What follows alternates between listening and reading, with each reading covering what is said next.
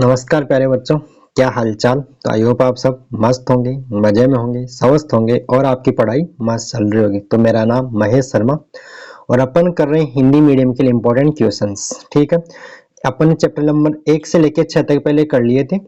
आज अपन chapter number 7 से 14 chapter तक देखते हैं, इसी लेक्चर में पूरा कर लिया। ठीक है, और सारे क्वेश्चन सिलेक्टेड है, क्वेश्चन ऐसे तैयार किए कि आपका पूरा चैप्टर रिवाइज हो जाएगा। आपने पहले पढ़ रखा तो ढंग से क्लियर हो जाएगा। और जिन्होंने आज तक कुछ नहीं पढ़ा है कि मैं तो पहली बार देख रहा हूँ, मैं तो पहले पढ़ा ही नहीं, या तो आप ये क्वेश्चन कर जाओगे तो आप आराम से अच्छे नंबर ले आओगे। ठीक है, बाकी आप इन क्वेश्चंस के थ्रू आप 95 प्लस तक भी जा सकते हो इजीली। ठीक है, क्लियर है। और अगर आपको पूरा लेक्चर देखना हो, पूरा लेक्चर देख लीजिए। टाइम नहीं है तो आप सीधा मेरे से 21 रुपए में पीडीएफ में आपको दे दूंगा, या पीडीएफ परचेज करके मेरे से पढ़ भी सकते हो सीधा। पूरे 14 चैप्टर्स का वो मात्र 21 रुपए में पीडीएफ मिल जाएगी। बात क्लियर है। रही बात इंग्लिश मीडियम की, तो एक बात बता दूं, जो मैंने हिंदी मीडियम के ये पीडीएफ क्वेश्चंस बनाए वो पुराने क्वेश्चंस को ध्यान में रखते हुए ही बनाए हैं। तो इंग्लिश मीडियम के लिए पहले ही मैंने प्रीवियस ईयर क्वेश्चंस का सॉल्यूशन अपलोड कर रखा है, पिछले 11 साल का।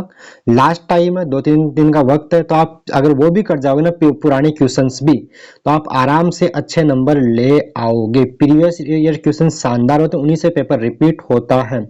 पेपर 95 प्लस 95% का आपका 595 यानी 50 प्लस नंबर मान लीजिए आप। तो 56 में से 50 नंबर का 50 प्लस नंबर का पेपर या तो डायरेक्ट होगा या उसके सिमिलर आसपास रहेगा, रिपीट होगा, ये श्योर है। पुराने क्वेश्चन रिपीट होते हैं बॉडी के अंदर। तो इंग्लिश मीडियम के लिए मैंने पहले ही प्रीवियस ईयर क्वेश्चन अपलोड कर रखे, तो आप वो लेके वो भी पीडीएफ आपको पर चैप्टर 11 रुपए मिल जाएगी, आप वो लेके मेरे से पढ़ सकते हो। ठीक है, क्लियर है। चलिए आगे बात करते हैं। अपन चैप्टर नंबर 7 से शुरू करेंगे और इसी लेक्चर में हम पूरा सोल्व करने की कोशिश करते हैं। देखते देखें, क्लियर।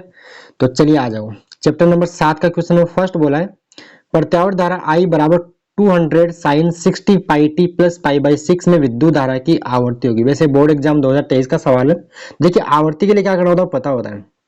ये समीकरण होता है धारा का I बराबर आई नोट या आई एम बोल दो, क्या होता है sign omega T plus five होता है, यही होता है। तो यहाँ जो टी का कोफिशिएंट है, टी का गुणांक होता है ओमेगा, तो यहाँ से ओमेगा आपको क्या दे रखा है 60 पाई दे रखा है। बात क्लियर है। तो ओमेगा बराबर होता है 2 पाई एफ। क्या होता है ओमेगा बराबर 2 पाई, इसको मैं हटाता हूँ यहाँ से। यानी आपको ओमेगा की जो वैल्यू दे रखी है कितनी दे रखी है 60 पाई दे रखी है, टी का गुणांक। अब ओमेगा को क्या लिखेंगे अपन 2 पाई एफ लिखेंगे बराबर 60 पाई करेंगे। पाई से पाई काट देंगे तो एफ का मान 60/2 आएगा। 60/2 मतलब आपका हो जाएगा 30 हर्ज हो जाएगा आंसर। इसका आंसर कितना आएगा ऑप्शन बी इसका सही रहेगा, 30 हर्ज इसका आंसर रहेगा। क्या बात क्लियर है। आगे आ जाओ क्वेश्चन नंबर सेकंड। क्या बोला है, प्रत्यावर्त धारा के एक संपूर्ण चक्कर में माध्य धारा का मान होगा। तो एक पूरे चक्कर में धारा और वोल्टता का वर्ग वो माध्य मान क्या होता है 0 होता है प्रत्यावर्ती धारा का। ठीक है, या वोल्टता का। और आधे चक्कर में होता है 2im बटे पाई धारा का, और आई की जगह वी आ जाए 2vm बटे, ये होता है धनात्मक अर्ध चक्कर में, और ऋणात्मक में यहाँ माइनस आ जाता है। यहाँ तो आंसर क्या रहेगा इसका, तो ऑप्शन डी रहेगा। एक पूरे चक्कर में धारा और वोल्टता का औसत मान कितना होता है आपका 0 होता है। क्या बात क्लियर है। आगे क्वेश्चन नंबर 3 में जो क्या बोला है, प्रत्यावर्त धारा परिपथ में धारा का वर्ग माध्य मूल मान √2 एम्पियर है, तो इसका शिखर मान होगा। तो यहां से आपको आना चाहिए सूत्र, क्या आना चाहिए आई वर्ग माध्य मूल धारा, जो इसको आई आर एम एस बोलते हैं, आई आर एम एस बराबर आई एम बाई √2 होता है। तो यहां से ये हो गया।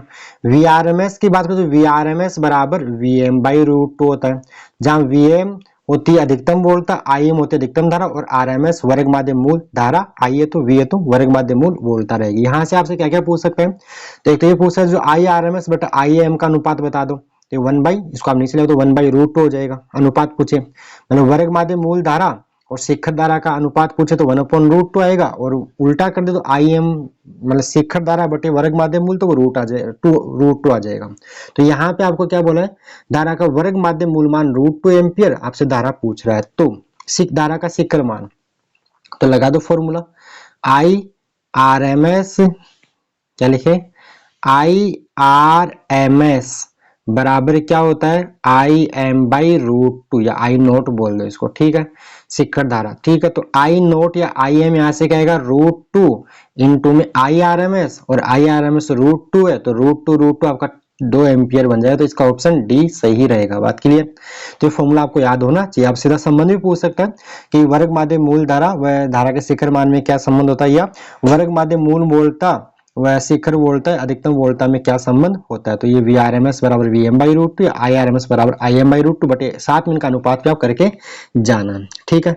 अगला सवाल क्वेश्चन नंबर 4 बोला है एक उच्चाई ट्रांसफार्मर 200 ऊंचाई मतलब जो वोल्टेज बढ़ाता है। जो ट्रांसफार्मर क्या करता है, आवर्ती को परिवर्तित नहीं करता, यानी एसी को डीसी में चेंज नहीं करता, ये केवल प्रत्यावर्ती वोल्टता का मान बढ़ाता है या घटाता है, धारा का मान बढ़ाता है घटाता है।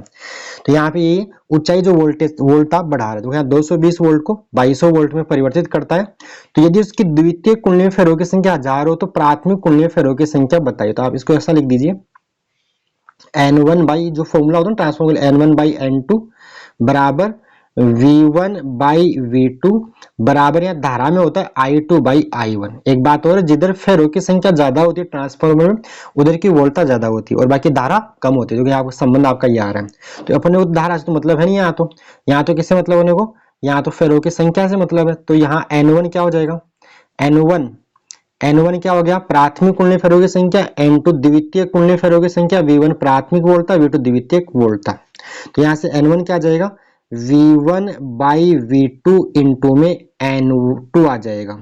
तो V1 220 है बटे में 2200 है करोगे आप, ठीक है, और साथ में N2 द्वितीय कुंडलीय फेरे कितने, 1000। आप इसको सोल्व कर लो। जब इसको सोल्व करोगे तो देखो यहाँ से क्या होने वाला है, यहाँ से 2 जीरो तो ये कट जाएंगे। तो यहाँ पे 22 आपका बन जाएगा, कितना बन जाएगा, 10,000 10 बन जाएगा। तो कितना, ये क्या हुआ, गलती हुई, 220 2200, 20 20 22 10 100, तो 100 आ गए ना, कितने आ गए 100। तो यहाँ पे कितने फेरे आ जाएंगे, सिर्फ इसका आंसर कितना रहेगा 100 फेरे रहेंगे। बात क्लियर, सोल्व कर लिया अपन ने।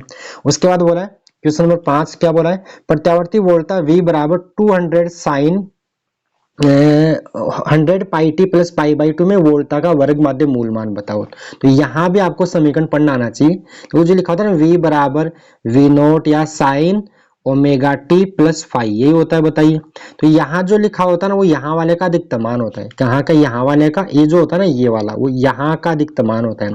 तो यहाँ समीकरण पहचानिए, आपको अधिकतम वोल्टता क्या दे रखी है, वी नोट का मान क्या दिया है, Vm बोल दो या V नोट बोल दो, कितना दे रखा है 200 वोल्ट दे रखा। तो V आपसे वर्ग माध्य मूल पूछ रहा है, तो Vrms क्या हो जाएगा, V नोट बाई √2 करोगे। तो यहाँ पे क्या करोगे, मैं इधर लिख देता हूँ, 200 में √2 का भाग लगाओगे, ऊपर नीचे आप √2 से गुणा कर लो। तो √2 से गुणा करोगे, ऊपर नीचे √2 नीचे 2 होगा, 200 बटा 2, तो आएगा 100√2 वोल्ट। इसका आंसर रहेगा ऑप्शन सी इज करेक्ट। बोलो क्लियर, इसका आंसर क्या होगा, ऑप्शन सी। क्लियर है। आगे आ जाइए क्वेश्चन नंबर 6, प्रत्यावर्त धारा उत्पन्न की जाती है। तो बच्चे होती है डायनेमो, जो एसी जनरेटर प्रत्यावर्त धारा जनरेटर से। उसके बाद बात करते हैं क्वेश्चन नंबर 7 क्या बोला है, एल सी एओमार क्रमशः प्रेरकता, धारिता तथा प्रतिरोध को निरूपित करते हैं। तो इनमें से कौन सा संयोजन समय की विमा रखता है। तो देखो समय के लिए समय सेकंड निकालना है, तो इसको सीधे कर दूं। आप एक बार सबके निकाल चेक करना। जो एल होता है प्रेरकता, और प्रेरकताओं की जो विमा मेरे को याद है वोल्ट सेकंड पर एम्पियर होती है। क्या होती है, आप बोलोगे कैसे, प्रेरकताओं की जो विमा होती है वोल्ट सेकंड पर एम्पियर होती है। वैसे वेबर पर एम्पियर होती है, उसको हेनरी बोलते हैं। और इसको आप और सोल्व करोगे तो जूल पर एम्पियर स्क्वायर होता है, और उसी को और सोल्व करने पे आता है वोल्ट में, वोल्ट सेकंड पर एम्पियर। और नीचे प्रतिरोध होता है वोल्ट पर एम्पियर होता है, वी बटे आई। तो वोल्ट बट ये कट गया, तो इसका आंसर आएगा सेकंड, तो ये एल बाई इसका आंसर। बाकी आप सबको चेक करना, धारिता आप जानते हो, सी बराबर क्यू बाई वी, यानी जूल कुलाम पर वोल्ट होगी। तो सबका आप सोल्व करना, इसी एक में आपको समय की विमा मिलने वाली है, समय का मान मिलेगा, एल बाई आर समय के बराबर होता है। इसकी विमा अगर आपसे पूछे तो वो T1 रहेगी। क्या रहेगी, T1 रहेगी। क्या बात क्लियर है। आगे आ जाओ क्वेश्चन नंबर नेक्स्ट 8 क्या बोला है, उच्च आवृत्ति के लिए संधारित्र का प्रतिरोध। तो देखो आगे आवृत्ति उच्च है, तो यहाँ पे संधारित्र का जो प्रतिरोध है उसको हम बोलते हैं धारितीय प्रतिघात, जो होता है XC बराबर 1/ओमेगा C होता है। ओमेगा को अगर आप F के रूप में लिखो तो ये 2πf, या F को न्यू भी कई एनसीईआरटी में लिखा है तो F। अगर आवृत्ति का मान ज्यादा होगा तो XC का मान बहुत कम होता है, तो हम निम्न बोलेंगे। क्या बोले, निम्न, लो, तो निम्न होता है। ठीक है, बात क्लियर, और निम्न के लिए ज्यादा हो जाएगा। और जो संधारित्र है वो आपका डीसी को बहने से रोकता है, जबकि एसी को प्रभावित होने देता है। जबकि चौक कुंडली है वो जो प्रेरकत्व होता है, प्रेरकत्व वो एसी को बहने से रोकता है, जबकि डीसी को बहने देता है। तो ये भी आप यहाँ पे ध्यान रखना। आगे क्वेश्चन नंबर 9 क्या बोला है, प्रत्यावर्त धारा परिपथ में वोल्टता V बराबर आपको ये देखिए 200 sin 3 140 वोल्ट तथा प्रवाहित धारा I बराबर 5 cos 3 140 एम्पियर। तो शक्ति 6 का मान, तो देखो यहाँ शक्ति 6 जब भी बोले ना तो अपने को यहाँ निकालनी पड़ती है औसत शक्ति, यानी P औसत। तो जो औसत शक्ति आएगी P एवरेज वो होती है VRMS IRMS इनटू में cos फाई रहेगा। अब ध्यान से देखो यहाँ साइन आ रहा है, तो जो I है ना I को अपन लिख सकते हैं 5 इसको लिख सकते हैं साइन 314 t प्लस में पाई बाई 2 लिख सकते हैं। बात क्लियर। तो और पाई बाई 2 हो गया कलांतर। अब इसको हाँ कलांतर हो गया, क्या हो गया देखो बोलता है इधर के, तो कलांतर हो गया पाई बाई 2। तो यहाँ पे कोस पाई कलांतर pi by 2, cos pi by 2 zero होगा, तो यहाँ शक्ति से कितना आ जाएगा जीरो आएगा। यहाँ पे शक्ति से कितना हो जाएगा, इसका आंसर सॉरी डी नहीं जीरो रहेगा, क्या रहेगा शून्य। बोलो क्लियर। आगे आ जाओ क्वेश्चन नंबर 10 क्या बोला है, एलसीआर अनुनादी परिपथ का शक्ति गुणांक बताओ। तो शक्ति गुणांक जो होता है वो होता है कोस पाई होता है। क्या होता है, धारा और शक्ति गुणांक क्या होता है, अगर प्रत्यावर्त धारा परिपथ में धारा व वोल्टता के मध्य कलांतर की कोजा को शक्ति गुणांक क्या कहते हैं, कोस फाई गुण। अब एलसीआर अनुनादी परिपथ है उसमें जो वोल्टता और धारा समान कला में होती है, समान कला में कलांतर जीरो हो गया, तो कलांतर जीरो तो कोस जीरो की आप वैल्यू निकालोगे तो कोस जीरो का मान 1 होता है। तो एलसीआर अनुनादी परिपथ का शक्ति गुणांक का मान कितना रहेगा 1, इसका ऑप्शन सी सही रहेगा। बात क्लियर है। आगे बात करता है, एसी परिपथ में केवल एक संधारित्र हो तो धारा, देखो अगर केवल संधारित्र लगा होता है तो धारा आगे होती है कलाम में 90 डिग्री पाई बाई 2, और केवल प्रेरकत्व होता है तो वोल्टता आगे होती है कितनी पाई बाई 2 90 डिग्री आगे होती है, और शुद्ध प्रतिरोधीय परिपथ में धारा और वोल्टता समान कला में होते हैं। तो यहाँ दो ये बात हुई कला की होगी। अब इनके आप शक्ति गुणांक भी याद कर लो। शुद्ध प्रतिरोधी जो अगर शुद्ध प्रतिरोधीय परिपथ है यानी एसी परिपथ में केवल प्रतिरोध लगा है तो धारा वोल्टता समान कला में होंगे, शक्ति गुणांक जीरो रहेगा। और एसी परिपथ में केवल धारिता है, केवल संधारित्र है तो कलांतर 90 डिग्री का, और तो शक्ति गुणांक कोस पाई बाई 2 जीरो आ जाएगा। यानी शुद्ध जो धारिता वाला और प्रेरकत्व में आपका शक्ति गुणांक जीरो होता है। कितना होता है, जीरो होता है। तो एसी परिपथ में केवल एक संधारित्र है तो कला में वोल्टेज तो एक सवाल ध्यान से पढ़ना, एसी परिपथ में केवल एक संधारित्र है तो धारा होगी तो कला में वोल्टेज पाई बाई 2 से आगे, ठीक है। कला में वोल्टेज पाई से पीछे, कला में वोल्टेज पाई बाई 2 से आगे होती है, ठीक है धारा। बात क्लियर। इसका ऑप्शन बी सही रहेगा। आगे आ जाओ क्वेश्चन नंबर 12, क्वेश्चन न्यूमेरिकल एक छोटा सा क्या बोला है, क्वेश्चन नंबर 12 बोला एक प्रत्यावर्ती वोल्टेज E बराबर 200√2 sin 100t वोल्ट को 1 माइक्रोफैराड धारिता के एक संधारित्र के साथ एसी एमीटर में जोड़ा गया है, तो एमीटर का पाठ्यांक। तो यहाँ जब भी निकालना होता है अपन वहां निकालते हैं क्या निकालते हैं, धारा निकालनी है तो अपन आरएमएस निकालते हैं। क्या निकालते हैं, आरएमएस मान निकालते हैं। तो पहले अपन क्या करेंगे, यहाँ से आपको निकालनी है एमीटर का पाठ्यांक। एमीटर क्या मापता है, धारा मापता है, करंट मापता है, करंट धारा निकालनी है। तो आप यहाँ से सीधा सा फॉर्मूला लगा देंगे V बराबर आई आर।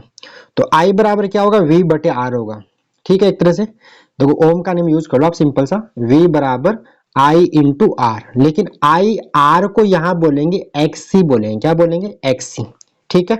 तो I बराबर क्या आने वाला है, V बटा XC आएगा। बात क्लियर है। और XC आप जानते हो 1/ओमेगा C होता है, मैंने यहाँ गलत लिख दिया, क्या रहेगा 1/ओमेगा C रहेगा। क्या बात क्लियर है। तो एक तरह से I बराबर बन जाएगा आपका V इंटू ओमेगा C। क्या बन जाएगा, I बराबर भाई V अपॉन 1/ओमेगा C, तो ये आएगा V ओमेगा C। अब यहाँ से ध्यान रखना, धारा निकालेंगे RMS, तो ये भी क्या लेंगे RMS लेंगे, तो और VRMS हो जाएगा Vm/√2, तो V0/√2 इंटू में ओमेगा C। अब यहाँ ध्यान से देखना, आपको ओमेगा, यहाँ पे आपको ओमेगा दिया हुआ है, तो देखो V0 कितना हो गया 200, क्या हो गया यहाँ पे V0 आपका हो जाएगा 200 बटे में √2 करेंगे, ओमेगा यहाँ पे कितना देखिए यहाँ पे 100 आपको मिलेगा, तो 100 करेंगे इनटू में C आपको इसकी धारिता दे रखी 1 माइक्रोफैराड 10 की घात -6 रहेगा। क्या बात क्लियर है। सोल्व इसको आप करोगे तो इसको सोल्व किया जाए तो क्या होगा वी आर एम एस बराबर V M by root two. तो इसको ऐसा करते हैं, यहाँ पे थोड़ा सा रुकना एक बार। तो यहाँ देखिए 200 रूट टू ना, रूट टू रह गया, अपने रूट टू करोगे बटे में ओमेगा कितना आ रहा है ऐसे, यहाँ से 100 आ रहा है, टीका गुणा हो गया, और सी कितना 1 माइक्रो एंड 10 की घात माइनस का 6 आएगा। आप सोल्व कर लो, रूट टू कट जाएगा। ध्यान से आप देखो, देखो यहाँ पे 2 0 10 की घात 4 10 की घात माइनस का 4, तो 2 गुणा 10 की घात माइनस का आपको 2 मिलेगा। अब ऐसा कोई ऑप्शन है नहीं, 0.02 तो है नहीं, यहाँ 20 मिली एम्पियर देखो, तो इसको हम लिख सकते हैं 20 गुणा 10 की घात माइनस का 3 एम्पियर कर सकते हैं। तो इसका आंसर आएगा 20 मिली एम्पियर। जब भी धारा निकालना है, देखो जो ये है ना, जो एसी एमीटर और एसी वोल्टमीटर क्या मानते हैं, क्या मापते हैं, धारा और वोल्टता का वर्ग माध्य मूल मान मापते हैं। तो यहाँ से आरएमएस वैल्यूज आपको निकालना है। समझ में आ गया होगा ये कैसे लिखा है मैंने फॉर्मूला, 1/ओमेगा सी करा के। ठीक है, तो ये इसका आंसर 20 मिली एम्पियर रहेगा। कितना रहेगा, 20 मिली एम्पियर। अगला क्वेश्चन, शक्ति गुणांक का मान होता है, शक्ति गुणांक 0 और 1 के बीच में होता है, 0 से 1 होता है। ट्रांसफॉर्मर किस सिद्धांत पे कार्य करता है, तो बच्चों ट्रांसफॉर्मर काम करता है अन्योन्य प्रेरण के सिद्धांत के ऊपर काम करता है। उसके बाद 15 वह राशि जो ट्रांसफॉर्मर में अपरिवर्तित रहती है। पहले बात होगी ये आवर्ती को परिवर्तित नहीं करता है, बात क्लियर है, आवर्ती को परिवर्तित नहीं करता है। ऐसा भी नहीं एसी-डीसी में चलेगा, ऐसा भी नहीं है। अगला सवाल यहाँ पे बोला है, यदि सी व आर धारिता और प्रतिरोध को व्यक्त करे तो आरसी की विभव बताओ। तो आर होता है प्रतिरोध, आरसी, आर तो देखो आर को अपन वोल्ट पर एम्पियर कर सकते हैं, बात क्लियर। और सी होती है धारिता, सी बराबर Q by V, Q by V इसको कुलाम पर वोल्ट कर सकते हैं, तो ये कट गया वोल्ट, तो कुलाम पर एम्पियर, एम्पियर को कुलाम पर सेकंड करेंगे, तो सेकंड जाएगा ऊपर इन सेकंड, ये समय के बराबर है। इसकी जो विमा आने वाली है वो रहेगी m0l0t1, m0l0t1, जो इसमें ऑप्शन में से गलती होगी तो इसका आंसर आप कर लो कोई में भी, m0 से इसका आंसर आएगा m0l0t1, इसमें लिखा हुआ नहीं है, तो आप ये ऑप्शन ई और बना लो, बात क्लियर है, तो इसे निकालना आनी चाहिए। उसके बाद क्वेश्चन नंबर सेकंड है, ट्रांसफॉर्मर करोड़ पटलित क्यों बनाते हैं, तो ये क्वेश्चन आप करोगे भार धारा के कारण ऊर्जा हानि को कम करने के लिए बनाते हैं, इसका आंसर मैंने बता दिया आपको। उसके बाद सवाल नंबर चलो 3 में करवाएंगे। सवाल नंबर 3 क्या बोला है, एक विद्युत बल्ब 220 वोल्ट आपूर्ति पर 100 वाट शक्ति देने के लिए बनाया गया स्रोत की शिखर वोल्टता बताओ। तो देखिए यहाँ पे शक्ति तो आपको कंफ्यूज करने दे रखा है, जो 220 वोल्ट आपूर्ति, तो एक बात ध्यान रखना, प्रत्यावर्त धारा परिपथ में धारा और वोल्टता का जो मान दिया होता है वो वर्ग माध्य मूल मान होता है, ये ध्यान रखे चलना। प्रत्यावर्त धारा परिपथ में या जो प्रत्यावर्त धारा परिपथ या उपकरणों पर जो धारा है वोल्टता के मान लिखे होते हैं एसी वालों पे, प्रत्यावर्त धारा वालों पे, तो वो होते हैं वर्ग माध्य मूल मान। तो यहाँ आपको वीआरएमएस दिया हुआ है, कितना दे रखा है, 220 वोल्ट दे रखा है, और क्या पूछ रहा है, शिखर वोल्टता पूछ रहा है। तो Vrms बराबर Vm बाई रूट, तो Vm बराबर आ जाएगा आपका रूट टू इंटू में Vrms, तो रूट टू इंटू में आप 220 करोगे, तो ध्यान रखना 220 का झटका 311 का लगता है, 220 का झटका 311 का लगता है, तो इसका आंसर 311.08 आएगा। तो ये 220 वोल्ट अगर आरएमएस मान आपको दिया है, वर्ग माध्य मूल मान दिया, तो इसका अधिकतम मान कितना आता है, 311 वोल्ट आता है। क्या बात क्लियर है, ठीक। अगला क्वेश्चन बोला है, या क्वेश्चन कर लेना आगे क्वेश्चंस, एक क्वेश्चन 5 और कराता हूं मैं आपको। किसी प्रत्यावर्ती परिपथ में आरोपित वोल्टता 220 वोल्ट है, यदि आर बराबर 10 ओम, एक्सएल एक्सिस 100 ओम, तो निम्न का मान ज्ञात करो। तो पहला वोल्टता का वर्ग माध्य मूल मान, तो जो दिया हुआ मान क्या होगा, वर्ग माध्य मूल मान 220 वोल्ट रहेगा। उसके बाद परिपथ की प्रतिबाधा पूछ रहा है, प्रतिबाधा का फॉर्मूला लगा दो, जेड बराबर वर्गमूल के अंदर R square plus XL minus XC का होल स्क्वायर करोगे, तो यहाँ पे आर का मान कितना दिया है, 10 दिया है, बाकी ये एक्सएल माइनस एक्सी 100 माइनस 100 का वर्ग करके घटाओगे तो ये तो अंदर कट जाएगा, तो वर्गमूल 10 मतलब 10 स्क्वायर, जिसका आंसर 10 ओम आ जाएगा। प्रतिबाधा का मात्रक क्या होता है, ओम ही होता है, बात क्लियर है। बाकी जो क्वेश्चन है ये सारे क्वेश्चन लिख के दे रखे, जो इंपॉर्टेंट है एक तो आपका एलसीआर परिपथ का ये जो फेजर वाला, ये व्यंजक डेरिवेशन ये वाला, और ये आप 8 9 10 तो करके ही जाना है, 8 9 10 तो ढंग से करके जाने ही जाने हैं, बैंड चढ़ाई वगैरह, बाकी और भी आप कर लेना। बाकी जो ये 15 वाला कॉलम मैच करना है ना, तो अनुनादी आवर्ती होती है आपकी 1/√LC होती है। गुणवत्ता गुणांक आपका जो होता है, गुणवत्ता गुणांक आपका रहेगा omega naught L by R रहेगा, और शक्ति आपकी VI cos फाई रहेगी। प्रतिबाधा ये है ही, ये स्थिति ये होगी, बाकी क्या बन रहा है, सर्वपरिण गुणांक, तो आपका ये आ गएगा सर्वपरिण गुणांक, ठीक है। तो ये हो गया आपका कॉलम मैच वाला, क्लियर। क्लियर है। आगे आ जाते हैं चैप्टर नंबर 8 के अंदर। किसमें आ जाएंगे? चैप्टर नंबर 8 के अंदर आ जाते हैं। क्या बोला है चैप्टर नंबर 8? EMW विद्युत चुम्बकीय तरंगे। आ जाओ क्वेश्चन नंबर फर्स्ट, ज्यादा टाइम खराब नहीं करेंगे क्योंकि अपने को यहाँ पे क्वेश्चंस करने हैं। तो चैप्टर नंबर 8 का क्वेश्चन नंबर फर्स्ट किसका तो पार्ट आपका विद्युत चुम्बकीय तरंगों का ये पार्ट होता है। तो यहाँ पे क्या बोला है, निम्न में से किसकी अपेक्षा अवरक्त तरंगों की ऊर्जा अधिक है? तो यहाँ पे मैं थोड़ा सा पढ़ाता हूँ। विद्युत चुम्बकीय स्पेक्ट्रम क्या होता है? रेडियो से लेके रेडियो तरंगे, उसके बाद आती है इंफ्रारेड, फिर आती है लाइट, हिंदी बोलूंगा अभी, फिर आती है यूवी रेज, फिर आती है जीरोक्स, फिर आती है गामा रेज। क्या आती है? गामा। तो इसको ट्रिक होती है रेडियो मिर्ची। अच्छा एक रहेगा इसके बीच में, यहाँ पे एम और आएगा रेडियो मिर्ची, रेडियो मिर्ची। फिर यहाँ पे मैं यहाँ लिख दूं आई, यहाँ आई मान लीजिए, क्या मान लीजिए? आई। ठीक है, radio Mirchi, I love you xerox गनी इसकी ट्रिक है। तो रेडियो मतलब रेडियो तरंगे, एम मतलब माइक्रो मतलब सूक्ष्म तरंगे, फिर होती है अवरक्त, फिर होती है आई मीन्स इंफ्रारेड होती है अवरक्त, and light Prakash, UV rays ultraviolet पराबैंगनी, एक्स किरणें, और फिर गामा आती है। तो होता क्या है, इधर से इधर जाने पर तरंग देर दे तो घटती है, लेमडा क्या होती है? घटती है। आवर्ती बढ़ती है, आवर्ती न्यू से दिखा दो या एफ से दिखा दो। और ऊर्जा होती है ई बराबर एच न्यू, तो ऊर्जा भी क्या होती है? बढ़ती है। यानी रेडियो की ऊर्जा कम होगी और गामा की ऊर्जा सबसे ज्यादा होगी। रेडियो की आवर्ती कम होगी, गामा की आवर्ती सबसे ज्यादा होगी। रेडियो की तरंग दैर्ध्य सबसे ज्यादा होगी और गामा की तरंग दैर्ध्य सबसे कम रहेगी। बात क्लियर? तो ये इसका ऑर्डर होता है। तो इधर से इधर जाने पर बता दिया आपको, बस यही सवाल है। तो यहाँ आप देखिए किसकी बात कर रहा है ये, किसकी अपेक्षा अवरक्त तरंगों की ऊर्जा अधिक होगी? तो अवरक्त की सूक्ष्म से ज्यादा रहेगी। ठीक है, सूक्ष्म की ज्यादा रहेगी।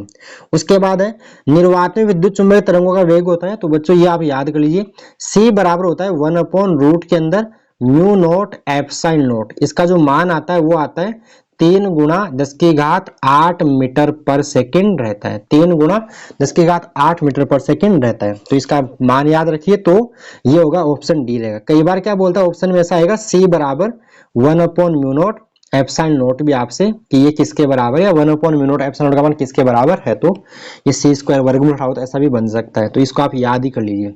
उसके बाद बात करते हैं क्वेश्चन नंबर थर्ड। क्या बोला है, निम्न में से किस विकिरण की तरंगदैर्ध्य न्यूनतम? तो गामा की सबसे न्यूनतम होती है, ऊपर बता दिया आपको। एफएम प्रसारण के लिए संचार आवृत्ति बैंड, तो ये बच्चों होती है 88 से 108। आप टीवी की एफएम की याद करके जाना, ये 2023 का क्वेश्चन भी है। उसके बाद बोला है सूर्य के प्रकाश में कौन सा विकिरण उसमें प्रभाव उत्पन्न करता है? तो बच्चों ये करता है कौन सा विकिरण उसमें प्रभाव उत्पन्न करता है? अवरक्त करता है। कौन सा करता है? अवरक्त। बात क्लियर है। उसके बाद बोल रहा है निम्न में से कौन विद्युत चुंबकीय तरंग नहीं? तो बीटा किरणें, अल्फा बीटा कण होते हैं। तो ये बीटा किरणें विद्युत चुंबकीय किरणें नहीं होती, बाकी कॉस्मिक, गामा और एक्स रे विद्युत चुंबकीय तरंगें होती हैं। क्वेश्चन नंबर 7 क्या बोला है, ई ऊर्जा का विकिरण किसी पूर्णतः परावर्तक पृष्ठ पर अभिलंबवत आपतित होता है। यदि प्रकाश का वेग c हो तो इस पृष्ठ का स्थानांतरित संवेग, तो इसका संवेग होगा 2e/c। अगर पूर्णतः परावर्तक है तो, और पूर्णतः अवशोषक है तो e/c होता है। तो ये पूर्णतः परावर्तक है। कैसे निकाला इसको? मैंने ऐसे याद कर सकते आप। कैसे बोले, जो आपका जो क्या बताए इसको, जो ऊर्जा होती है वो होता है p इंटू सी, संवेग। संवेग ठीक है, संवेग इंटू वेग। तो यहां से p आएगा e/c, ऊर्जा बटे में वेग आता है। अगर सतह पूर्णतः अवशोषक है तो e/c, और पूर्णतः परावर्तक तो 2e/c रहेगा। क्या बात क्लियर है? तो ये इसका आंसर 2e/c रहेगा। ठीक है, आगे आ जाओ क्वेश्चन नंबर नेक्स्ट। क्या बोला है 8वां, निम्न में से कौन सी किरणें ग्रीन हाउस प्रभाव प्रदर्शित करती है? तो ग्रीन हाउस प्रभाव प्रदर्शित करती है आपकी पराबैंगनी किरणें। कौन सी करेगी? पराबैंगनी किरणें प्रदर्शित करती है ग्रीन हाउस प्रभाव। अगला क्वेश्चन, निम्न में से किस तरंग का तरंग दैर्ध्य महत्तम मींस मैक्सिमम अधिकतम है? तो अधिकतम होता है रेडियो का और सबसे कम होता है गामा का। तो रेडियो से गामा की ओर जाने पर तरंग दैर्ध्य घटती है, तो अधिकतम होगा रेडियो तरंगों का। बात क्लियर है। आगे क्वेश्चन नंबर 10 क्या बोला है, विद्युत चुंबकीय दोलनों में संचित ऊर्जा किस रूप में होती है? तो इसको याद कर लीजिए, दोनों में होती है।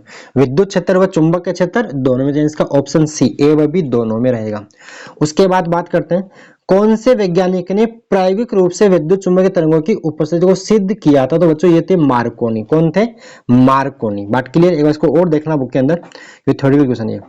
आगे बात करते हैं अगला सवाल नंबर 13 12वां। क्या बोला है, लघु रेडियो तरंगों पराबैंगनी तरंगों और सूक्ष्म तरंगों और तरंगदैर्घ्य क्रम से λ1 λ2 तथा λ3 इनके घटते क्रम में लिखो। तो रेडियो का सबसे ज्यादा होगा, λ1 सबसे ज्यादा रहेगा, फिर उसके बाद सूक्ष्म आएगा तो λ3, उसके बाद λ2, λ1 λ3 λ2 इसका आंसर रहेगा। अभी आपको ऊपर स्पेक्ट्रम मैंने बताया था, रेडियो से रेडियो, फिर मिर्ची, माइक्रो, ILU, ठीक है, वो अभी बताया था आपको।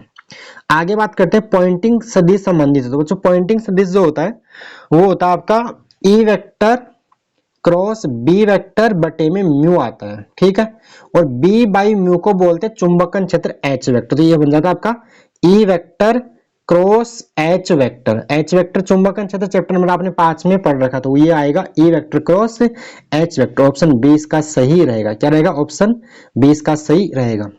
आगे बात है क्वेश्चन नंबर 14 क्या बोला है, मैक्सवेल का प्रसिद्ध विद्युत चुंबकत्व समीकरण किस संकल्पना को प्रदर्शित करता है? तो विस्थापन धारा को प्रदर्शित करता है। विस्थापन धारा, विस्थापन धारा, और विस्थापन धारा का फॉर्मूला होता है ID बराबर epsilon d phi by dt, d phi e by dt, यानी परिवर्ती विद्युत क्षेत्र के कारण उत्पन्न धारा को बोलते विस्थापन धारा बोलते हैं। आगे बात समझ। अगला क्वेश्चन बोला है, यदि मुक्त आकाश में एक विद्युत चुंबकीय तरंग में विद्युत क्षेत्र में निहित ऊर्जा UE तथा चुंबकीय क्षेत्र में निहित ऊर्जा UB है, तो बच्चों दोनों बराबर होती है। UE बराबर होता है UB। क्या होता है? विद्युत चुंबकीय तरंग में जो विद्युत क्षेत्र के मतलब ऊर्जा विद्युत क्षेत्र और चुंबक क्षेत्र दोनों के रूप में संचित होती है, और दोनों का मान क्या होता है? बराबर होगा। UE बराबर UB, UE बराबर UB रहेगा। क्या बात क्लियर है? आगे आ जाओ क्वेश्चन नंबर 16 क्या बोला है, एक विद्युत चुंबकीय तरंग किसी माध्यम में V वेक्टर और VI के मतलब ये जा रही है आपकी x धनात्मक x में जा रही है, से गमन कर रही है। किसी क्षण इस विद्युत चुंबकीय तरंग का विद्युत क्षेत्र दोलन y में है, तब इस विद्युत चुंबकीय तरंग के चुंबकीय क्षेत्र के दोलन की आवर्ती। तो यहाँ पे एक बात समझिएगा, विद्युत चुंबकीय तरंग में विद्युत क्षेत्र, चुंबकीय क्षेत्र और तरंग संचरण के साथ तीनों होते हैं। तो और तीनों होते हैं एक दूसरे के लंबवत। अगर मान तरंग जा रही है आपकी x में जा रही है, तरंग किस में जा रही है? अगर आपकी x में जा रही है, ऐसे मान लो V वेग से, और विद्युत क्षेत्र मान लीजिए y में, तो चुंबकीय क्षेत्र आपका Z में होगा। किधर होगा? Z में होगा। तो इसको आप लिखोगे प्लस Z दिशा में। तीनों एक दूसरे के लंबवत होते हैं। और एक बात और, विद्युत चुंबकीय तरंग में विद्युत क्षेत्र और चुंबकीय क्षेत्र के मध्य कोण होता है 90 डिग्री, और विद्युत चुंबकीय तरंग में विद्युत क्षेत्र चुंबक क्षेत्र समान कला में कंपन करते हैं, तो इनके मध्य कलांतर होता है 0। ये क्वेश्चन भी आपसे पूछा जा सकता है। और इसमें E बटा B का जो मान होता है वो C के बराबर आता है, निर्वात में प्रकाश के वेग के बराबर। यानी यहाँ से E का मान देके B का मान पूछ सकता है, B का मान देके E का मान भी इस फॉर्मूले से आपसे पूछ सकता है। बात क्लियर है? जिसके क्वेश्चन भी मैंने लिख रखे हैं। चले आगे आ जाओ। अगला क्वेश्चन नंबर 17 क्या बोला है, निर्वात में संचित किसी विद्युत चुंबकीय तरंग के लिए चुंबक के क्षेत्र तथा विद्युत क्षेत्र के आयामों का अनुपात, ये बोल दिया। तो E बटा B होता है C के बराबर। अब यह ध्यान से C मत बोलना है, पहले क्या लिख दिया, चालाकी कर ली, चुंबकीय तरंग के लिए चुंबकीय क्षेत्र तथा विद्युत क्षेत्र के आयामों का अनुपात, तो 1/C बन जाएगा। तो प्रकाश के वेग के व्युत्क्रम के बराबर, निर्वात में प्रकाश के वेग के व्युत्क्रम के बराबर। बात क्लियर है? E बाई बी सी, तो B बाई E 1/C होगा। ठीक, अगला क्वेश्चन बोला है, नेक्स्ट क्वेश्चन नंबर ये कौन सा था, 17-18 क्या बोला है, यदि E वेक्टर एवं B वेक्टर क्रम से विद्युत चुंबकीय तरंग के लिए विद्युत क्षेत्र तथा चुंबकीय क्षेत्र सदिश को व्यक्त करते हैं, तो विद्युत चुंबकीय तरंग संचरण की दिशा निम्न में से किसकी दिशा होगी? तो अभी देखा था आपने, विद्युत क्षेत्र अगर Y में है, चुंबक क्षेत्र Z में है, तो तरंग जा रही है X में, यानी इन दोनों के लंबवत, यानी E क्रॉस B, और सदिश गुणनफल का अंश दोनों के तले के लंबवत होता है, तो E क्रॉस B आपका X के अंदर जाएगा। अगर E को Y में माने, B को Z में माने, तो क्योंकि सदिश आ गया, और सदिश गुणनफल का आंसर दोनों के तले के लंबवत रहता है। थोड़ा सदिश भी आपको आना चाहिए था। अगला क्वेश्चन नंबर ये हो गया आपके 18 ऑब्जेक्टिव। कुछ छोटे क्वेश्चन मैंने यहाँ पे लिखे हुए हैं। विद्युत चुंबकीय तरंगों में विद्युत क्षेत्र E वेक्टर एवं चुंबक क्षेत्र B वेक्टर के मध्य कोण 90 डिग्री, कलांतर 0, बात अपनी हो गई थी। उसके बाद ये जो आवर्ती, ये भी चलो क्वेश्चन बता, छोटा क्वेश्चन है।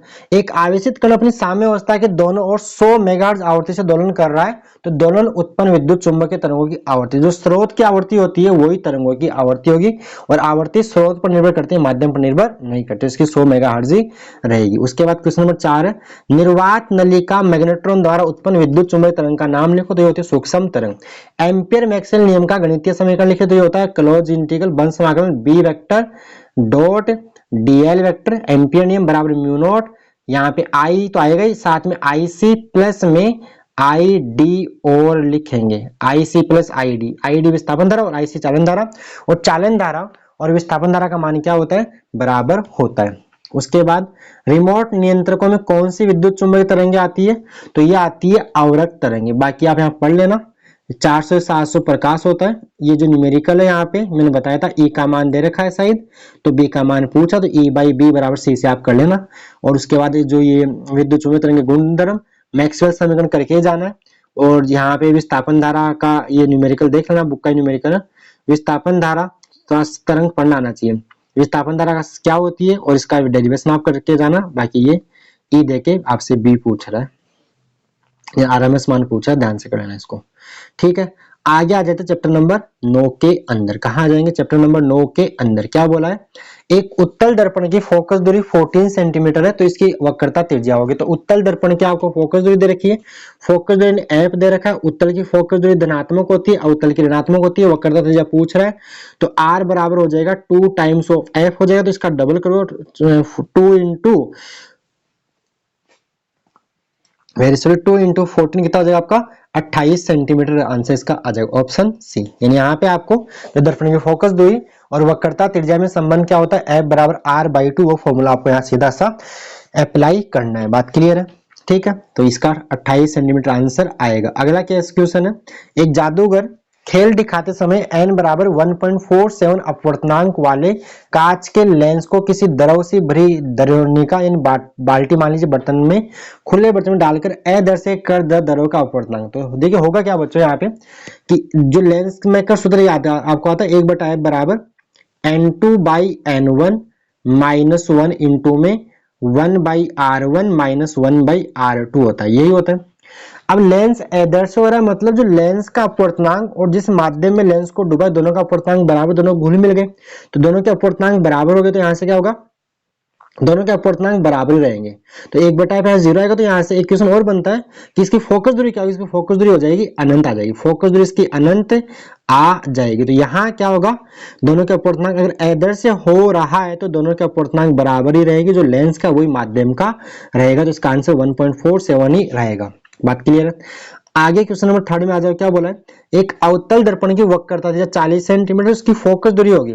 तो अवतल की वक्रता त्रिज्या यानी आर दी है 40, जो माइनस में होगी, तो फोकस दूरी एफ बराबर आर बाई 2 लगाओगे आप फॉर्मूला। वो फोकस दूरी वक्रता त्रिज्या की आधी होती है, तो -40/2 करोगे, तो -40/2 आपका माइनस का 20 सेंटीमीटर आंसर आ जाएगा। बात क्लियर है। आगे सवाल नंबर 4 में आ जाइए, लेंस की समता P एवं उसकी फोकस दूरी f में संबंध है। तो P बराबर 1/f होता है, और लेंस की समता का जो मात्रक होता है वो डायोप्टर होता है। क्या होता है, डायोप्टर होता है। इतनी बात आपको पता होनी चाहिए। अगला सवाल नंबर 5 है, यदि सरल सूक्ष्मदर्शी से प्रतिबिंब अनंत पर बनता तो उसकी आवर्धन क्षमता, अपन प्रतिबिंब अगर अनंत पर बन रहा है तो न्यूनतम आवर्धन होगा, और सरल सूक्ष्मदर्शी का न्यूनतम आवर्धन तो d/f होता है, जहां d होती है स्पर्श दृष्टि की न्यूनतम दूरी, न्यूमेरिकल इसका मान 25 सेंटीमीटर लेंगे, और f होगी फोकस दूरी। और सरल सूक्ष्मदर्शी का जो अधिकतम आवर्धन होता है वो तब होता है जब आपका अंतिम प्रतिबिंब स्पर्श दृष्टि की न्यूनतम दूरी पे बने, और अधिकतम आवर्धन का जो मान होता है वो होता है 1+d/f होता है। क्या होता है, 1+d/f रहता है। तो यहाँ पे न्यूनतम ही बताना अपने को, तो इसका आंसर क्या रहेगा, d/f रहेगा। ठीक है, क्लियर है। यहीं पे संयुक्त सूक्ष्मदर्शी की बात करें तो संयुक्त सूक्ष्मदर्शी में अगर प्रतिबिंब अनंत पे बनता है तो यहाँ साथ में न्यूनतम के लिए -v0/u0 इंटू d/f आ जाता है, और अधिकतम के लिए संयुक्त सूक्ष्मदर्शी में आ जाएगा माइनस क्या जगह इसके साथ वो जो इसका अधिकतम था सरल का -v0/u0, तो इंटू में सरल का अधिकतम 1+d/f। ये मैंने किसके लिए बताया, संयुक्त सूक्ष्मदर्शी का अधिकतम आवर्धन होता है ये वाला। ठीक है, तो यहाँ का आंसर क्या रहेगा आपका d/f रहेगा। आगे बात करते हैं समतल दर्पण की फोकस दूरी। तो समतल दर्पण की फोकस दूरी अनंत होती है, कितनी होती है, अनंत होती है। उसके बाद सवाल नंबर नेक्स्ट, तारों के टिमटिमाने का कारण है, तो ये होता है अपवर्तन के कारण। किस कारण, अपवर्तन के कारण। उसके बाद है सवाल नंबर नेक्स्ट 8वां, क्या बोला है, निम्न में से किसका दृष्टि क्षेत्र अधिकतम है। तो आपने देखा जो वाहनों का साइड मिरर होता है, जो गाड़ियों में लगा था साइड में 510 दर्पण, उसमें क्या होता है पीछे तक देखता है शानदार, मतलब ट्रक वगैरह दिख जाते हैं जो पीछे गाड़ी आती है वाहनों के अंदर, तो ये होता है वो उत्तल दर्पण होता है। क्या होता है उत्तल दर्पण, और उत्तल दर्पण का दृष्टिप्रास अधिकतम होता है। तो उत्तल दर्पण का ये गलती देखें यहाँ पे, निम्न में से किसका दृष्टिप्रास अधिकतम है, इसका आंसर होगा उत्तल दर्पण। क्लियर है। उसके बाद क्वेश्चन नंबर 9 क्या बोला है, वस्तु से बड़ा आभासी प्रतिबिंब किसके द्वारा प्राप्त किया जाता है। बड़ा और आभासी प्रतिबिंब, उत्तल देखो, उत्तल हमेशा बनाते हैं सीधा और छोटा प्रतिबिंब, समतल दर्पण क्या होता है वस्तु के बराबर बनाता है, और अवतल लेंस भी सीधा और छोटा बनाता है, आभासी और छोटा बनाएगा, तो इनमें बड़ा जो देगा अवतल दर्पण ही बनाएगा। ठीक है, अवतल दर्पण वास्तविक के अंदर सब कुछ बनाता है, जबकि आभासी में बिंब से बड़ा और सीधा प्रतिबिंब, सीधा मतलब आभासी रहेगा, तो अवतल दर्पण। उसके बाद क्वेश्चन नंबर 10 क्या लिखा हुआ है यहाँ पे, एक तराशा हुआ हीरा अधिक चमकता है, इसका कारण है, तो इसका कारण है उच्च अपवर्तनांक। इसका कारण क्या होगा, उच्च अपवर्तनांक रहेगा। सवाल नंबर नेक्स्ट क्या बोला है, किसी माध्यम से निर्वात में पूर्ण आंतरिक परावर्तन के लिए क्रांति कोण 30 डिग्री है। तो माध्यम में प्रकाश का वेग होगा, तो क्रांति कोण दिया है, तो आप पहले निकाल लो अपवर्तनांक। क्रांति कोण यानी n बराबर होता है 1/sin थीटा सी। तो ये अब माध्यम के अपवर्तनांक और क्रांति कोण में संबंध, तो n बराबर क्रांति कोण आपको 30 दिया तो sin 30 लिखोगे। sin 30 का मान होगा 1/2, तो यहां से n का मान 2 ऊपर जाएगा, तो n का मान 2 आ गया, यानी अपवर्तनांक कितना आ गया आपका 2 आ गया। अब आपको वेग निकालना है, तो अपन जानते हैं n बराबर c/v, निर्वात में प्रकाश के वेग व माध्यम वेग के अनुपात को अपवर्तनांक बोलते हैं, तो v आएगा c/n आएगा। अब c का मान तो पता ही है 3 × 10⁸ मीटर पर सेकंड। ठीक है कि नहीं, ये होता है, इन्होंने बोला नहीं होता है। और बटे क्या करोगे आप, 2 का भाग दोगे, n का मान 2 आया है, तो 3 बटा 2 1.5 आपका 1.5 × 10⁸ मीटर पर सेकंड आपका आंसर है, यानी ऑप्शन बी सही रहेगा। 1.5 × 10⁸ मीटर पर सेकंड। आगे आ जाओ, सवाल नंबर नेक्स्ट, दो लेंस जिनकी शक्ति +12 तथा -2 डायोप्टर है। तो ये भी पूछ सकता है कि +12 कौन सा, तो +12 आपका उत्तल लेंस होगा और -2 आपका अवतल लेंस होगा, क्योंकि अवतल लेंस की फोकस दूरी ऋणात्मक होती है, तो उसकी समता भी ऋणात्मक, समता शक्ति भी ऋणात्मक रहेगी। ठीक, तो यहाँ पे तो एक साथ मिलाकर रखे तो संयुक्त लेंस की फोकस दूरी बताओ। तो पहले आप निकाल दोनों की समता निकाल लो, तो ये आएगी P बराबर P1 + P2 आएगी, P बराबर P1 + P2 आएगी, तो P1 12, P2 -2 कितनी 10 डायोप्टर आ गई। अब फोकस दूरी क्या होगी, तो फोकस दूरी होती है, आप समझ देखा था P बराबर 1/f, तो यहाँ से F बराबर क्या लगा दो 1/P लगा दो, तो आएगा 1/10 आएगा। 1/10 मतलब ये 0.1 मीटर आंसर होगा। अब 0.1 मीटर आंसर नहीं है, तो इसको मीटर में से सेंटीमीटर में चेंज करोगे, 100 से गुणा करो, तो आपका आ जाएगा 0.1 × 100, आपका 10 सेंटीमीटर आंसर मिलेगा। तो 10 सेंटीमीटर, बोलो क्लियर है। ठीक, अगला क्वेश्चन नंबर है, आगे फिल इन द ब्लैंक्स ले लिए, ये आपके कितने हो गए 12 ऑब्जेक्टिव लिए यहाँ पे। क्वेश्चन नंबर सेकंड, एक उत्तल लेंस को ऐसे दरों में डुबाया जाता है जिसका अपवर्तनांक लेंस के अपवर्तनांक के बराबर है, तो लेंस की फोकस दूरी अनंत। अभी मैंने आपको ऊपर समझाया था वो लेंस मेकर सूत्र से। आगे लेंस की क्षमता इकाई तो बच्चे होती है डायोप्टर होती है, डी डायोप्टर आप पूरा लिख के आना। उसके बाद बोला है संयुक्त सूक्ष्मदर्शी में मध्यस्थ प्रतिबिंब, तो संयुक्त में ऐसा होता है डायग्राम इधर वाला ये बड़ा होता है, तो ये जो यहाँ प्रतिबिंब बनता है वो क्या इस वाले से बड़ा होता है, मतलब वास्तविक उल्टा और बिंब से बड़ा। तो यहाँ लिखोगे आप मध्य, ये मध्य हो गया ना, बाकी इधर बड़ा बनता है वो बनता है फिर, तो वास्तविक मतलब क्या होगा, वास्तविक उल्टा व बिंब से बड़ा, यहाँ लिखोगे आप। उसके बाद ताप बढ़ाने पर माध्यम का अपवर्तनांक, तो माध्यम का अपवर्तनांक घटता है ताप बढ़ाने के ऊपर। उसके बाद बोला है के कारण हीरा चमकता है, तो हीरा चमकता है प्रकाश के पूर्ण आंतरिक परावर्तन के कारण। किसके कारण, पूर्ण आंतरिक परावर्तन, आप पूरा लिख लीजिए। हीरा क्यों चमकता है, प्रकाश के पूर्ण आंतरिक परावर्तन के कारण। उसके बाद क्वेश्चन नंबर नेक्स्ट क्या बोला है, जब प्रकाश एक माध्यम से दूसरे माध्यम में प्रवेश करता है तो प्रकाश की आवृत्ति अपरिवर्तित रहती है। आवर्ती निर्भर करती है, जब प्रकाश एक माध्यम से दूसरे माध्यम में जाएगा तो उसकी आवर्ती रहेगी अपरिवर्तित, जबकि वेग और तरंग दैर्ध्य परिवर्तित हो जाते हैं, क्योंकि आवर्ती निर्भर करती है स्रोत पर, जबकि वेग और तरंग दैर्ध्य निर्भर करते हैं माध्यम के ऊपर निर्भर करते हैं। क्या बात क्लियर है। अब आगे जो ये क्वेश्चन है, ये आप जो ग्राफ वगैरह तो आप बनाइए, यहाँ बना लो, डेल्टा और आई का ग्राफ तो बना दिया मैंने, ऐसा बनेगा।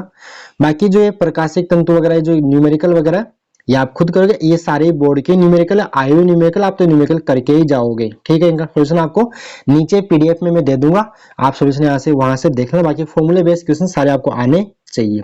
या इनके लिए आप पुराने लेक्चर्स भी लास्ट ईयर के देख सकते हो, बोर्ड के वहां भी क्वेश्चन आपको मिल जाएंगे। इनका सोल्यूशन आपको लास्ट ईयर के वीडियो में मिल जाएगा, चैप्टर नंबर 9 के वीडियो में आपको मिल जाएगा। बात क्लियर?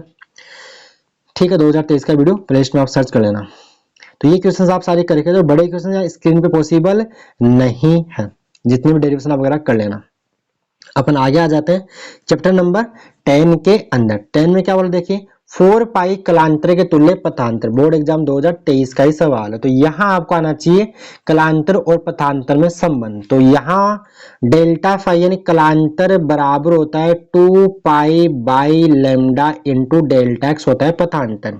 तो 4 पाई कलांतर आपको दिया है, तो डेल्टा एक्स बराबर आप लिख सकते हो पथांतर बराबर लेमडा बटा 2 पाई इंटू में कलांतर, कलांतर 4 पाई दिया, तो पाई पाई कटेगा, 2 दूनी 4, तो इसका आंसर 2 लेमडा आ जाएगा।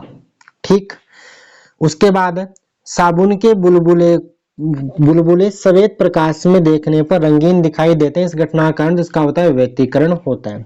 उसके बाद है क्वेश्चन नंबर नेक्स्ट, प्रकाश तरंगों की अनुपस्थित होने की पुष्टि कौन करता है? तो ये करता है व्यतिकरण। कौन करता, सॉरी ध्रुवण। कौन करता है? ध्रुवण। ठीक है, ध्रुवण क्या प्रूव करता है कि प्रकाश तरंगों की प्रकृति क्या होती है? अनुप्रस्थ होती है। उसके बाद क्वेश्चन नंबर नेक्स्ट होता क्या बोला है, किसी बिंदुवत स्रोत से निकलने वाली अपसारित किरणों से बनने वाला बिंदुवत, जैसे आप प्रकाश बल्ब मान लीजिए, तो यहाँ से किरणें निकले, तरंगाकार होगा गोलाकार, स्फेरिकल होगा। क्या होगा? तो बिंदुवत प्रकाश स्रोत के कारण तरंगाकार कैसा होता है? गोलाकार। रेखीय प्रकाश स्रोत के कारण तरंगाकार कैसा होता है? आपका बेलनाकार रहेगा। और प्रकाश स्रोत अनंत पे तो क्या होता है? समतल तल बनता है। बात क्लियर? आगे यहाँ पे है अगला सवाल, तरंग। अब जो आगे क्वेश्चन छोटे में ले यहाँ पे सीधे तरंगाग्र की परिभाषा क्या होती है? तो तरंगाग्र आप याद कर जाना, मतलब माध्यम के उन सभी बिंदु पर जो किसी समान कला में कंपन करते हैं, क्या कहलाता है? यहाँ से खाली स्थान बना सकते हैं कि माध्यम के उन सभी बिंदु पर जो किसी समान कला में कंपन करते डैश डैश कहलाता है, तरंगाग्र कहलाता है। उसके बाद जितनी परिभाषा है आप व्यतिकरण विवर्तन ये करके जाना, जितने भी मेलस का नियम वगैरह, मेलस का नियम आई बराबर, मेलस नियम से संबंधित फॉर्मूला क्या होता है? आई बराबर आई नोट कोस स्क्वायर थीटा, ये होता है।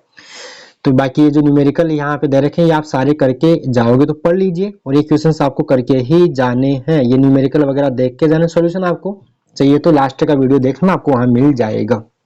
ठीक है, बोर्ड के आए हुए क्वेश्चन है, ऐसे क्वेश्चन बोर्ड में आते रहते हैं। क्लियर है? मैं ज्यादा टाइम खराब नहीं कर रहा हूँ, क्योंकि लास्ट टाइम है, एग्जाम टाइम है। 4 मार्च को आप, वैसे मैं वीडियो तो 3 मार्च को शूट कर रहा हूँ, लेकिन आपको मिलेगा ये 4 मार्च को दोपहर में के आसपास मिलेगा। ठीक है, अपलोड करने में थोड़ा टाइम मेरे को लगेगा शायद। ठीक है, तो 4 मार्च को आपको वीडियो मिल रहा है, तो 5, 6, 7, 10 टाइम बिल्कुल कम आपके पास, तो आप सीधे आक्रमण कीजिएगा। आगे मैं जितनी मेरे से हेल्प हो रही, मैं उतनी हेल्प आपकी कर रहा हूँ, जितना मेरे से बन पा रहा है। ठीक है, लास्ट टाइम है तो लास्ट टाइम ऐसे ही क्वेश्चन करवाए जाते हैं, ऐसा पूरे साल तुम्हें ढंग से पढ़ाते हैं ना। अब लास्ट टाइम है तो सुपर फास्ट चाहिए अपने को, तो बस ये कर जाइए, बस यही है भाई, पढ़ा हुआ तो पूरे साल पढ़ते हैं अपन। चलिए आ जाते चैप्टर नंबर 11 के अंदर। 11वां आपका विकिरण तथा द्रव्य की द्वैत प्रकृति।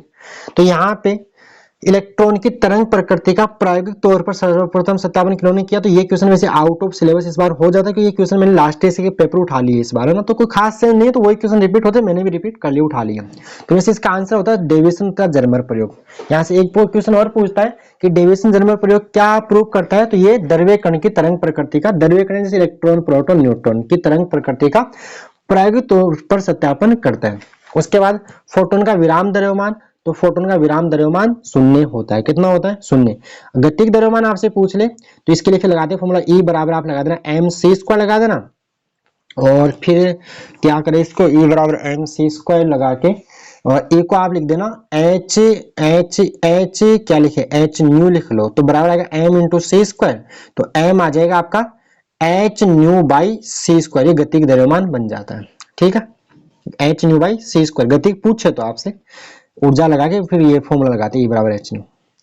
तो यहाँ पे शून्य विराम द्रव्यमान कितना होता है फोटोन का 0, फोटोन का विराम द्रव्यमान शून्य और फोटोन एक अनावेशित कण, आवेश भी क्या होता है 0 होता है। उसके बाद लैम्डा तरंग दैर्ध्य वाले फोटोन की ऊर्जा, तो यहाँ पे फोटोन की ऊर्जा का फॉर्मूला E बराबर h न्यू होता है। क्या होता है h न्यू, जहाँ h होता है प्लांक नियतांक, प्लांक नियतांक का मान क्या होता है 6.63 इंटू 10⁻34 जूल इंटू सेकंड रहेगा। ठीक है, मात्रक अगर आप याद करना, जूल इंटू सेकंड विमा आ जाएगी m1L2 t-1 किसकी, प्लांक नियतांक की, और न्यू आवर्ती होती है, और आवर्ती बराबर होती है c बाई लैम्डा की, जहाँ c होता है निर्वात में प्रकाश का वेग।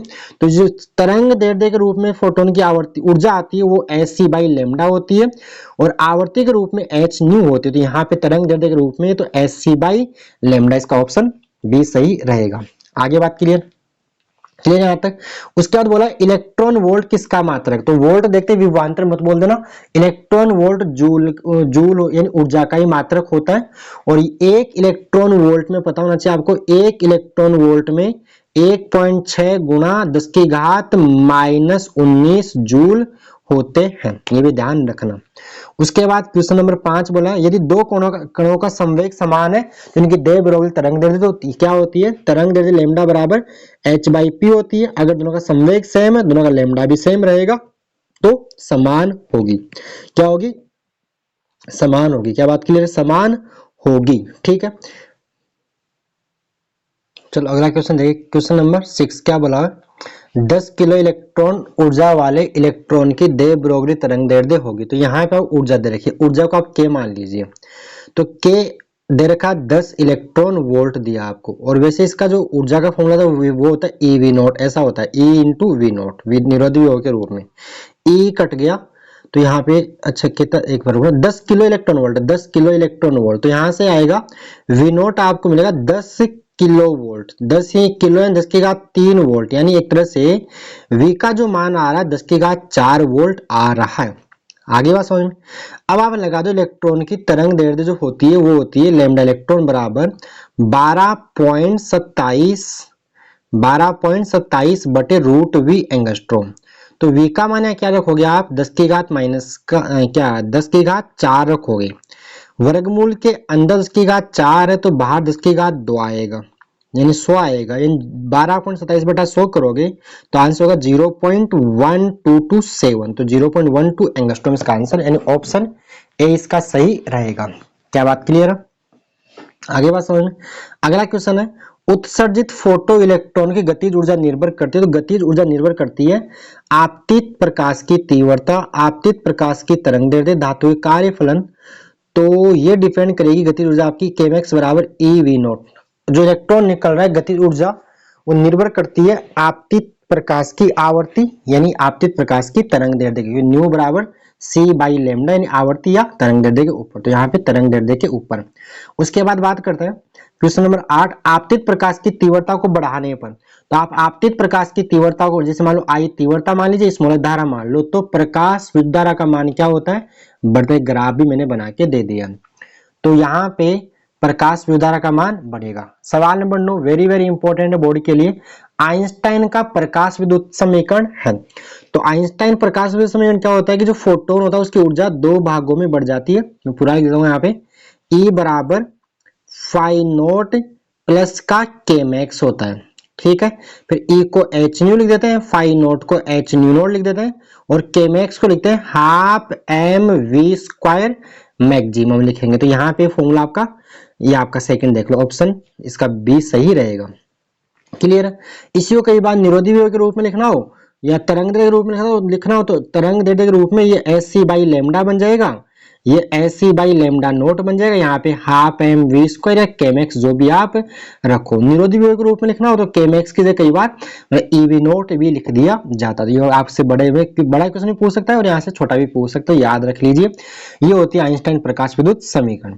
उसके बाद है फोटोन के संवेग का सूत्र, तो संवेग होता है P बराबर H बाई लेमडा। एक तो ये पूछ सकता है आपसे, इसको आवर्ती के रूप में चेंज करेगा तो लेमडा की जगह लिखा जा सकता है C बाई न्यू, लेमडा की जगह लिखा जा सकता है C बाई न्यू, तो ये बन जाता है C, क्या बन जाएगा H nu by C B बन जाता है। क्या बन जाता है, तो ये यही फॉर्मूला आपका H nu by C B बन सकता है। तो ध्यान रखना, आवर्ती और तरंग दैर्ध्य दोनों के रूप में इसको याद कर लीजिए, एग्जाम में आपसे पूछा जा सकता है। क्लियर है। अगला क्वेश्चन है, क्वेश्चन नंबर नेक्स्ट यहाँ पे, दहली आवर्ती पर निरोधी विभव का मान। तो दहली आवर्ती पर निरोधी विभव का मान 0 होता है। कितना होता है? 0 होता है। क्या होता है? ये आप यहीं से आ जाएगा, एच न्यू बराबर H nu note plus E V note होता है। तो यहाँ पे अगर दहली आवर्ती न्यू का मान न्यू नोट के बराबर हो जाए तो ये टर्म कट जाएगी, तो ये वी नोट का मान आपका 0 आता है। उसके बाद क्वेश्चन नंबर जो 12 है, सी जीवन कार्यफलन 13.24 इलेक्ट्रॉन वोल्ट। तो इसकी सी जीवन की दहली आवर्ती आपको बतानी। तो यहाँ फॉर्मूला लगाना हो, कौन सा फॉर्मूला लगाना होता है? कार्यफलन देखा तो फाई नोट बराबर एच न्यू नोट बताना है। तो न्यू नोट बराबर फाई नोट बटा आप एच कर लेना। फाई नोट 13.24 इलेक्ट्रॉन वोल्ट है, इसको आप चेंज करो जूल में तो 1.6 इंटू 10 की घात माइनस 19 से गुणा कर लेना। नीचे h का मान 6.63 इंटू 10 का मान इसका 34 है, रख के आप सोल्व करोगे तो आपको आंसर मिल जाएगा। बात क्लियर है। अगला क्वेश्चन नंबर जो सेकंड न्यूमेरिक और फिल इन द ब्लैंक्स यहाँ पे, किसी धातु से उत्सर्जित प्रकाशिक इलेक्ट्रॉनों की अधिकतम गति ऊर्जा 2.2 इलेक्ट्रॉन वोल्ट, निरोधी विभव का मान बताओ। सीधा फॉर्मूला लगा दो। के मैक्स का फॉर्मूला होता है ई वी नोट, जहां वी नोट निरोधी विभव, आपको के मैक्स का मान 2.2 इलेक्ट्रॉन वोल्ट दिया है, बराबर ई वी नोट करोगे तो ई कट जाएगा, तो वी नोट का मान आपको मिलेगा 2.2 वोल्ट। तो देखिए, अगर आपको अधिकतम गतिज ऊर्जा दे रखी इलेक्ट्रॉन वोल्ट में और निरोधी विभव पूछ रहा है तो ई हटा दो, और निरोधी विभव देके आपसे गतिज ऊर्जा पूछता है इलेक्ट्रॉन वोल्ट में तो ई लगाए। जैसे मान लीजिए निरोधी विभव का मान 2 वोल्ट है और आपसे पूछता है गतिज ऊर्जा इलेक्ट्रॉन वोल्ट में, तो 2 इलेक्ट्रॉन वोल्ट बोल सकते हैं। के मैक्स बराबर ई वी नोट होता है फॉर्मूला। बाकी यहाँ पे क्वेश्चन नंबर 3 में आपको ऊपर ही बता दिया, वैसे आउट ऑफ सिलेबस भी होता है लेकिन ये बता दिया आपको। ये डेविसन जर्मन प्रयोग है। डेली आवर्ती की परिभाषा, कार्यफलन की परिभाषा, ये आप जितने भी क्वेश्चन मैंने यहाँ पे दिए 7, ये क्वेश्चन सिलेबस में नहीं है, इसको आप छोड़ दीजिए, कोई दिक्कत इसकी नहीं, ये आउट ऑफ सिलेबस। उसके बाद जितने भी क्वेश्चन है वो आप सारे करके जाओगे, ठीक है। इन सब का वैसे सीधे सारे फॉर्मूला बेस्ड क्वेश्चन है, सोल्यूशन में नहीं करेगा, ये पेपर में लास्ट डे से उठाएगा, लास्ट डे भी ये क्वेश्चन थे और इन्हीं में से पेपर में आते भी है, ठीक है। तो इनका अगर आपको सॉल्यूशन चाहिए तो लास्ट 2023 का वीडियो देख लेना, आपको इनका सॉल्यूशन वहां पे मिल जाएगा। ये क्वेश्चन लेकिन इंपॉर्टेंट रहते हैं, बोर्ड के लिए आप करके ही जाओगे। बोलो क्लियर है। अब आगे अपन आ जाते हैं चैप्टर नंबर 12 के अंदर।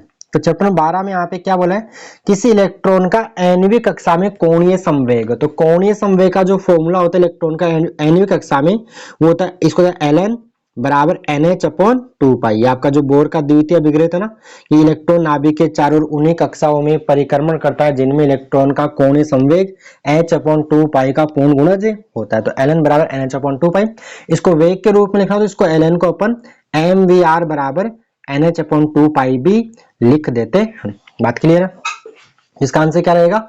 आपका ऑप्शन सी रहेगा, कोणीय संवेग NH/2π रहेगा। उसके बाद बोर त्रिज्याओं के मध्य अनुपात है। तो बोर त्रिज्या का जो फॉर्मूला आपको आना चाहिए, मतलब आणविक कक्षा जो फॉर्मूला होता है वो होता है 5.3 गुणा 10 की घात -11, 10 की घात -11 n स्क्वायर जेड रहेगा। अब भाई कोई भी परमाणु से हाइड्रोजन की बात करो, जेड का मान सेम हो जाएगा, तो आपका त्रिज्या सीधी किस पर डिपेंड कर रही है? एन स्क्वायर के वर्ग के। आपसे ये भी पूछा था त्रिज्या समानुपाती होती है एन की घात 1 के, 1 बटा एन के, एन की घात 2 के। तो यहाँ सीधा आप क्या लिखोगे, जो त्रिज्या होती है वो होती है एन स्क्वायर के समानुपाती होती है। बात क्लियर। अब त्रिज्या को जैसे पहली कक्षा की दूसरी, तो एक की एन का मान 1 हो तो 1 का वर्ग, 2 हो तो 4 हो जाएगा, 3 हो 9 हो जाएगा, ऐसे 4 हो तो 16, तो 1:4:9 आंसर रहेगा। 1:4:9 इसका आंसर रहेगा। क्या बात क्लियर है।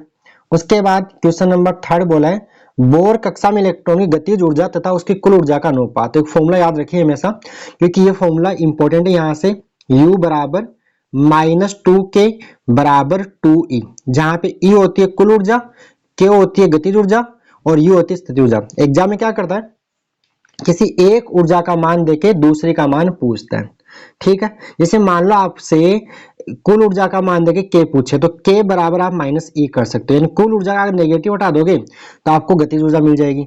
गतिज दिया, कुल ऊर्जा पूछा तो माइनस लगा देना, और U निकालना है तो K दिया तो -2 क्या करना, डबल कर देना, और E दिया तो उसका डबल कर देना, क्योंकि E तो नेगेटिव में होता ही है, गतिज हमेशा धनात्मक होती है, बाकी U और E नेगेटिव रहेगा। तो ये पूछा गतिज और कुल ऊर्जा का अनुपात, तो K बटा E, यहाँ से E को नीचे लेके आओगे तो इधर क्या बन जाएगा, -1 बन जाएगा। तो इसका आंसर K बटा E कितना रहेगा आपका, -1 रहेगा। इसका आंसर A रहेगा। बोलो क्लियर है।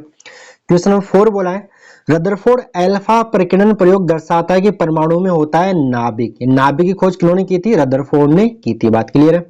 उसके बाद बात करते हैं रदरफोर्ड परमाणु मॉडल के अनुसार परमाणु के अंदर इलेक्ट्रॉन तो गति करते हैं, स्थिर किसमें होते हैं, थॉमसन मॉडल के अंदर, बाकी ये इसमें अस्थिर बोलेंगे, गति करते रहते हैं। उसके बाद क्वेश्चन नंबर 6 क्या बोला है, हाइड्रोजन परमाणु में कौन सी राशि H/2 पाई का पूर्ण गुणज होती है। तो अभी ऊपर बात की कोणीय संवेग क्या होता है, H/2 पाई का पूर्ण गुणज, तो यहाँ पे कोणीय संवेग ऑप्शन बी इसका सही रहेगा। 6 का ऑप्शन बी सही रहेगा। क्या बात क्लियर है। कोणीय कोणीय कौन सा आएगा, कोणीय संवेग, ऑप्शन ए कोणीय संवेग। बोलो क्लियर है। आगे बात करते हैं क्वेश्चन नंबर नेक्स्ट, प्रथम बोर कक्षा में एक इलेक्ट्रॉन की डी ब्रोगली तरंग दे, तो क्या होता है ये 2 पाई आर बराबर एन लेमडा होता है, पढ़ रखा अपन ने। तो पहली कक्षा लिए एन का मान 1 हो गया, तो लेमडा क्या आ जाएगा, 2 पाई आर आएगा, तो कक्षा की परिधि के बराबर रहेगी। तो यहाँ पे आप बोल सकते हो प्रथम कक्षा की परिधि के बराबर, ऑप्शन डी। अगला सवाल नंबर 8 जो मैंने लिखा है यहाँ पे, हाइड्रोजन परमाणु की निम्नतम अवस्था में ऊर्जा -x इलेक्ट्रॉन वोल्ट है। इस अवस्था में इलेक्ट्रॉन की गतिज ऊर्जा, अभी बात हो रही थी कुल ऊर्जा देके गतिज पूछे तो उसका नेगेटिव हटा दो, x इलेक्ट्रॉन वोल्ट इसका आंसर रह जाएगा।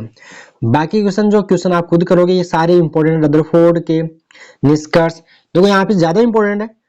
तीसरा परमाणु रदरफोर्ड की कमियां, नील्स बोर की कमियां कर लेना, ये बोर की अभिग्रहित करके ही जाना है, बोर की कमियां करके ही जानी है, और त्रिज्या का फॉर्मूला वगैरह आप ये डेरिवेशन देख लेना, ठीक है। लेकिन ये 3rd 4th 5th तो रट ही लेना है, तीसरा चौथा पांचवा तो रट ही लेना है, बाकी ये जो डेरिवेशन वगैरह आप और भी इनको देख के जाना है। ये त्रिज्या का मैंने बताया था अभी आपको ऊपर, और ये 8वां भी इंपॉर्टेंट रहता है, करके जाओगे, ये भी 8वां भी करके ढंग से जाओगे। ठीक, क्लियर है। आगे आप जो और क्वेश्चन आप खुद देखना, कोई नहीं आए तो कमेंट बॉक्स में मेरे से पूछ लेना, मैं आपकी हेल्प कर दूंगा, ठीक है। क्योंकि मैं ज्यादा टाइम लेना नहीं चाह रहा हूँ, लगभग 56 मिनट हो गई अपनी, 1 घंटा हो गया, तो 15-20 मिनट और 20-25 मिनट और मान लीजिए, बस इतना आपको टाइम और लगेगा, ठीक है। आगे आ जाते चैप्टर नंबर 13 के अंदर, नाभिक वाला चैप्टर। तो नाभिक का जो फर्स्ट क्वेश्चन यहाँ पे दिया है मैंने, नाभिक 30 जिंक 64 की त्रिज्या लगभग होगी। तो एक फॉर्मूला आपको आना चाहिए, नाभिक की त्रिज्या और उसके द्रव्यमान संख्या में संबंध याद होना चाहिए। क्या होता है, आर बराबर आर नोट ए की पावर 1/3 होता है। और आप जानते हो जेड एक्स ए जो ये होता है, यहाँ पे ए होती है द्रव्यमान संख्या, जेड होता है परमाणु क्रमांक होता है। तो यहाँ इसको देखो तो ए का मान कितना दिया आपको, 64 दिया, तो ए का मान 64 हो गया, और आर नोट नियतांक इसका मान होता है 1.2 फर्मी होता है, 1.2 फर्मी रहेगा, ठीक है। या मीटर में बोलो तो 1.2 इंटू 10⁻⁻15 मीटर आप बोल सकते हो। तो बस ये फॉर्मूला आपको यहाँ चिपकाना है, आर बराबर आर नोट 1.2, ए 64 का लोगे आप घनमूल लोगे, 64 का आप 4 की घात 3 लिख सकते हो, तो यहाँ पे 4 की घात 3 की घात 1/3, 3 कट गया तो 4 आएगा, 4 इंटू 1.2 12 चौको 48, 4.8 फर्मी इसका आंसर रह जाएगा, 4.8 फर्मी मीटर, ऑप्शन सी इसका सही रहेगा। तो यहाँ से एक तो फॉर्मूला याद कर लीजिए, नाभिक की त्रिज्या और नाभिक की द्रव्यमान संख्या में क्या संबंध होता है, आर बराबर आर नोट ए की पावर 1/3 रहेगा, बाकी ए का मान देके आपसे आर पूछे तो आप ऐसे निकाल सकते हो। और 1-2 फॉर्मूले चलो मैं आपको, चलो सवाल नंबर सेकंड में क्लियर हो जाएगा आपका, थर्ड में हो जाएगा, अभी फोर्थ में।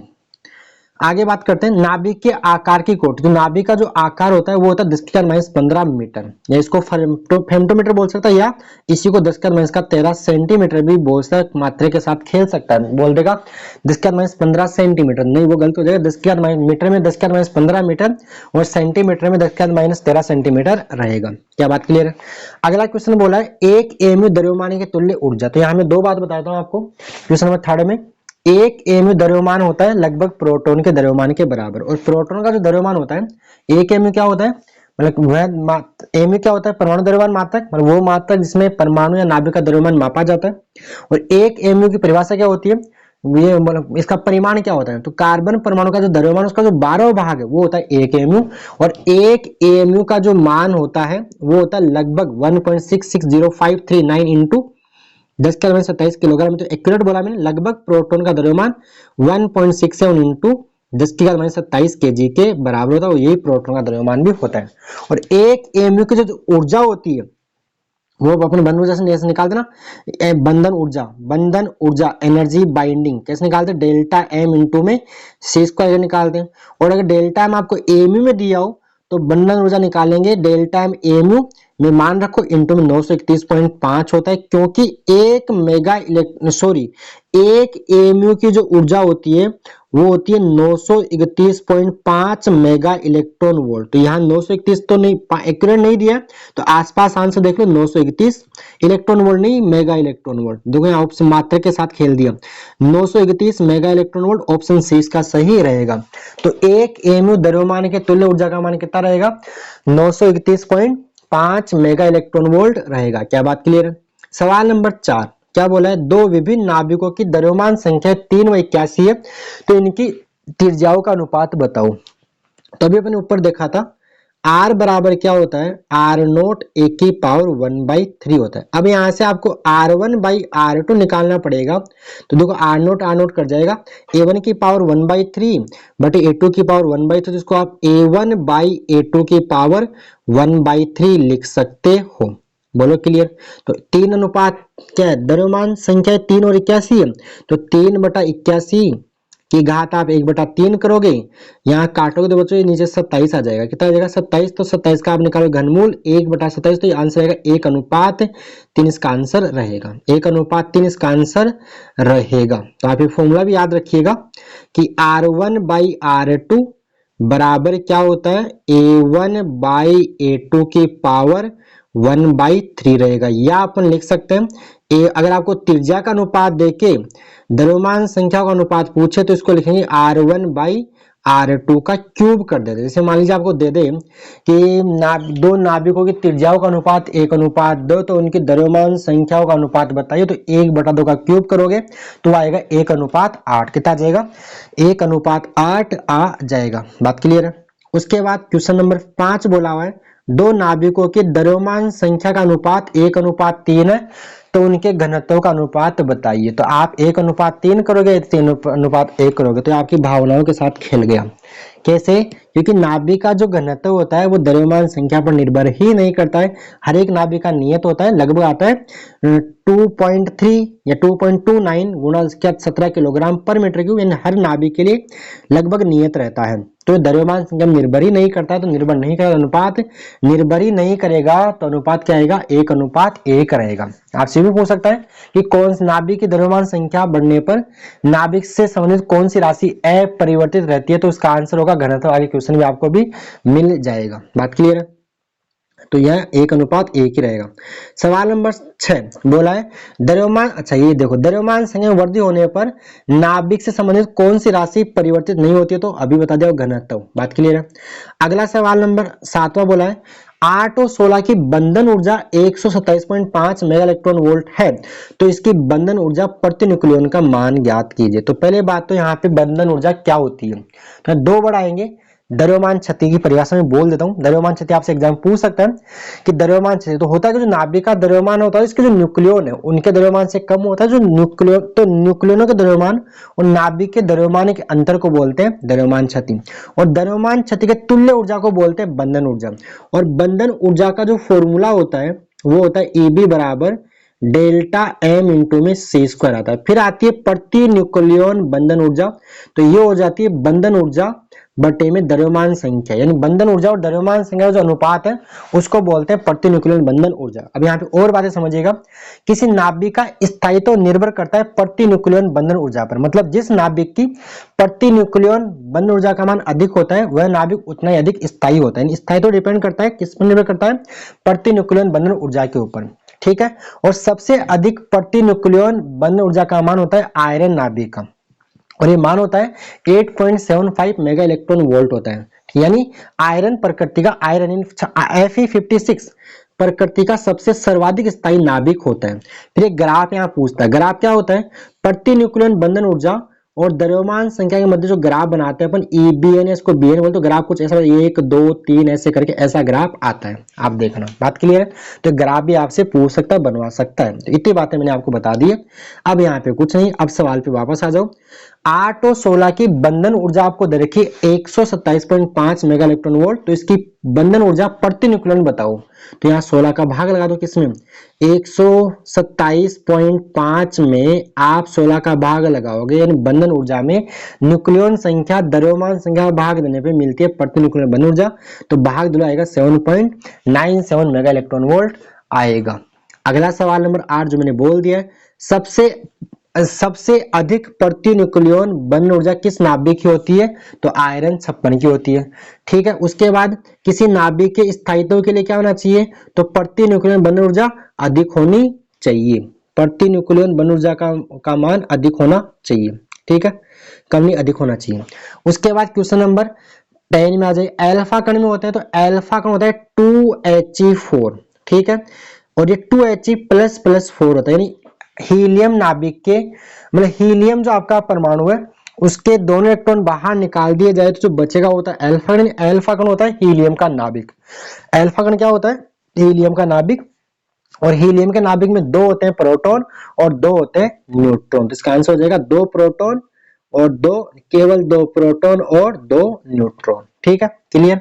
उसके बाद क्वेश्चन नंबर 11वां में आ जाइए। 11वां सवाल वैसे तो चैप्टर नंबर 12 का सवाल बन गया। एक हाइड्रोजन परमाणु में इलेक्ट्रॉन दूसरी उत्तेजित कक्षा में घूम रहा है और इस कक्षा की त्रिज्या आपको देखिए 4.65 एंगस्ट्रॉम है, तो बोला इस इलेक्ट्रॉन की डी ब्रोगली तरंगदैर्ध्य होगी। तो देखिए उत्तेजित कक्षा मतलब देखो क्या होता है, जैसे हम ऐसे बनाते हैं कक्षा, जैसे मान लो पहली कक्षा, ये दूसरी कक्षा, ये तीसरी कक्षा, ऐसे। तो ये पहली, अब मान लो इलेक्ट्रॉन का भी यहाँ ऊर्जा दोगे, इस कक्षा में इलेक्ट्रॉन का आ जाएगा यहाँ आएगा, तो ये इलेक्ट्रॉन की बनती है पहली उत्तेजित अवस्था।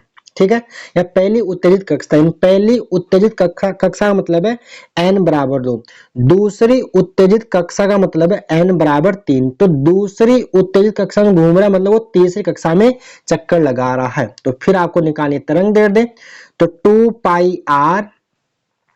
पाई, तो क्या पूछा इसकी तरंगदैर्ध्य बताओ, 2 पाई r, इसकी आप त्रिज्या r3 बटे में इंटू में आपका आएगा n लैम्डा, तो तीसरी में घूम रहा है तो इसकी त्रिज्या ये। तो बताने कि आपको इस इलेक्ट्रॉन की डी ब्रोगली, तो 2 पाई r बराबर होता है n लैम्डा होता है, ये होता है। तो यहाँ पे n का मान कितना लेंगे, 3 ले लेंगे, तो लैम्डा बराबर आ जाएगा 2 पाई r बटे में 3 कर लेना आप, 3 नहीं करेंगे, दूसरी 3 करना। अब r का मान 4.65 दिया है, तो आप इसको मैं थोड़ा सा कैलकुलेट कर लेता हूँ। 2 पाई 6.28 होगा और आपको ये दे रखा है 4.65 बटे में 3 का भाग देने पे आ रहा है 10.5 समथिंग। रुकना एक बार, यहाँ पे कुछ मेरे साथ गलती हुई है। 2 पाई r n लैम्डा, तो 2 पाई, एक मिनट रुकना इसको, तो यहाँ पे देखो मान रखोगे आप, तो 2 है, पाई 3.14 ये 6.2 आएगा। r का मान रखना है यहाँ पे जो दिया ये वाला, और 3 का भाग लगाना, आपको आंसर मिलेगा 9.7 एंगस्ट्रॉम। बात क्लियर है, 3 का भाग देना, r का मान रखना, r का मान जो दिया वो ले लो, इस कक्षा की त्रिज्या आपको दे रखी है। बात क्लियर, तो 9.7 एंगस्ट्रॉम इसका आंसर। ये सवाल चैप्टर नंबर 12 का आपका सवाल बन जाता है। वैसे आगे आ जाते क्वेश्चन नंबर 12 में बोला है, प्रति न्यूक्लियन बंधन ऊर्जा की द्रव्यमान संख्या A पर निर्भरता किस चित्र द्वारा सही प्रदर्शित। देखो यहाँ एक डायग्राम नहीं दिया है, तो देखो ये आएगा, क्योंकि आयरन 56 से ज्यादा होती है, तो इसका ऑप्शन ए ही सही रहेगा। उसके बाद बोला है यूरेनियम नाभिक के घनत्व की कोटि, तो कोई सा भी नाभिक को, नाभिक का घनत्व 10⁻17 किलोग्राम पर मीटर क्यूब होगा। उसके बाद 14 क्वेश्चन, नाभिकीय बल होते हैं, तो नाभिकीय बल होते हैं लघु प्रासीय, आकर्षी एवं आवेश पर निर्भर नहीं करते हैं, यानी ठीक है। एक क्वेश्चन यहाँ से और बोल दे कि 2 प्रोटॉन एक दूसरे से 1 एंगस्ट्रॉम की दूरी पर रखें, तो मतलब जैसे मान लो इनके बीच लगने वाला नाभिकीय बल Fn है और विद्युत बल F है, तो किसका मान ज्यादा होगा, तो इस टाइम Fe का मान Fn से ज्यादा होगा। क्यों, क्योंकि 1 एंगस्ट्रॉम नाभिक के बाहर चला गया। नाभिक के बल प्रकृति का सबसे मजबूत बल होता है, लेकिन नाभिक के अंदर ही होता है, और नाभिक का साइज होता है, आकार होता है 10⁻15 मीटर होता है। ठीक, ये भी क्वेश्चन आपसे पूछे तो घुमा के ध्यान रखना।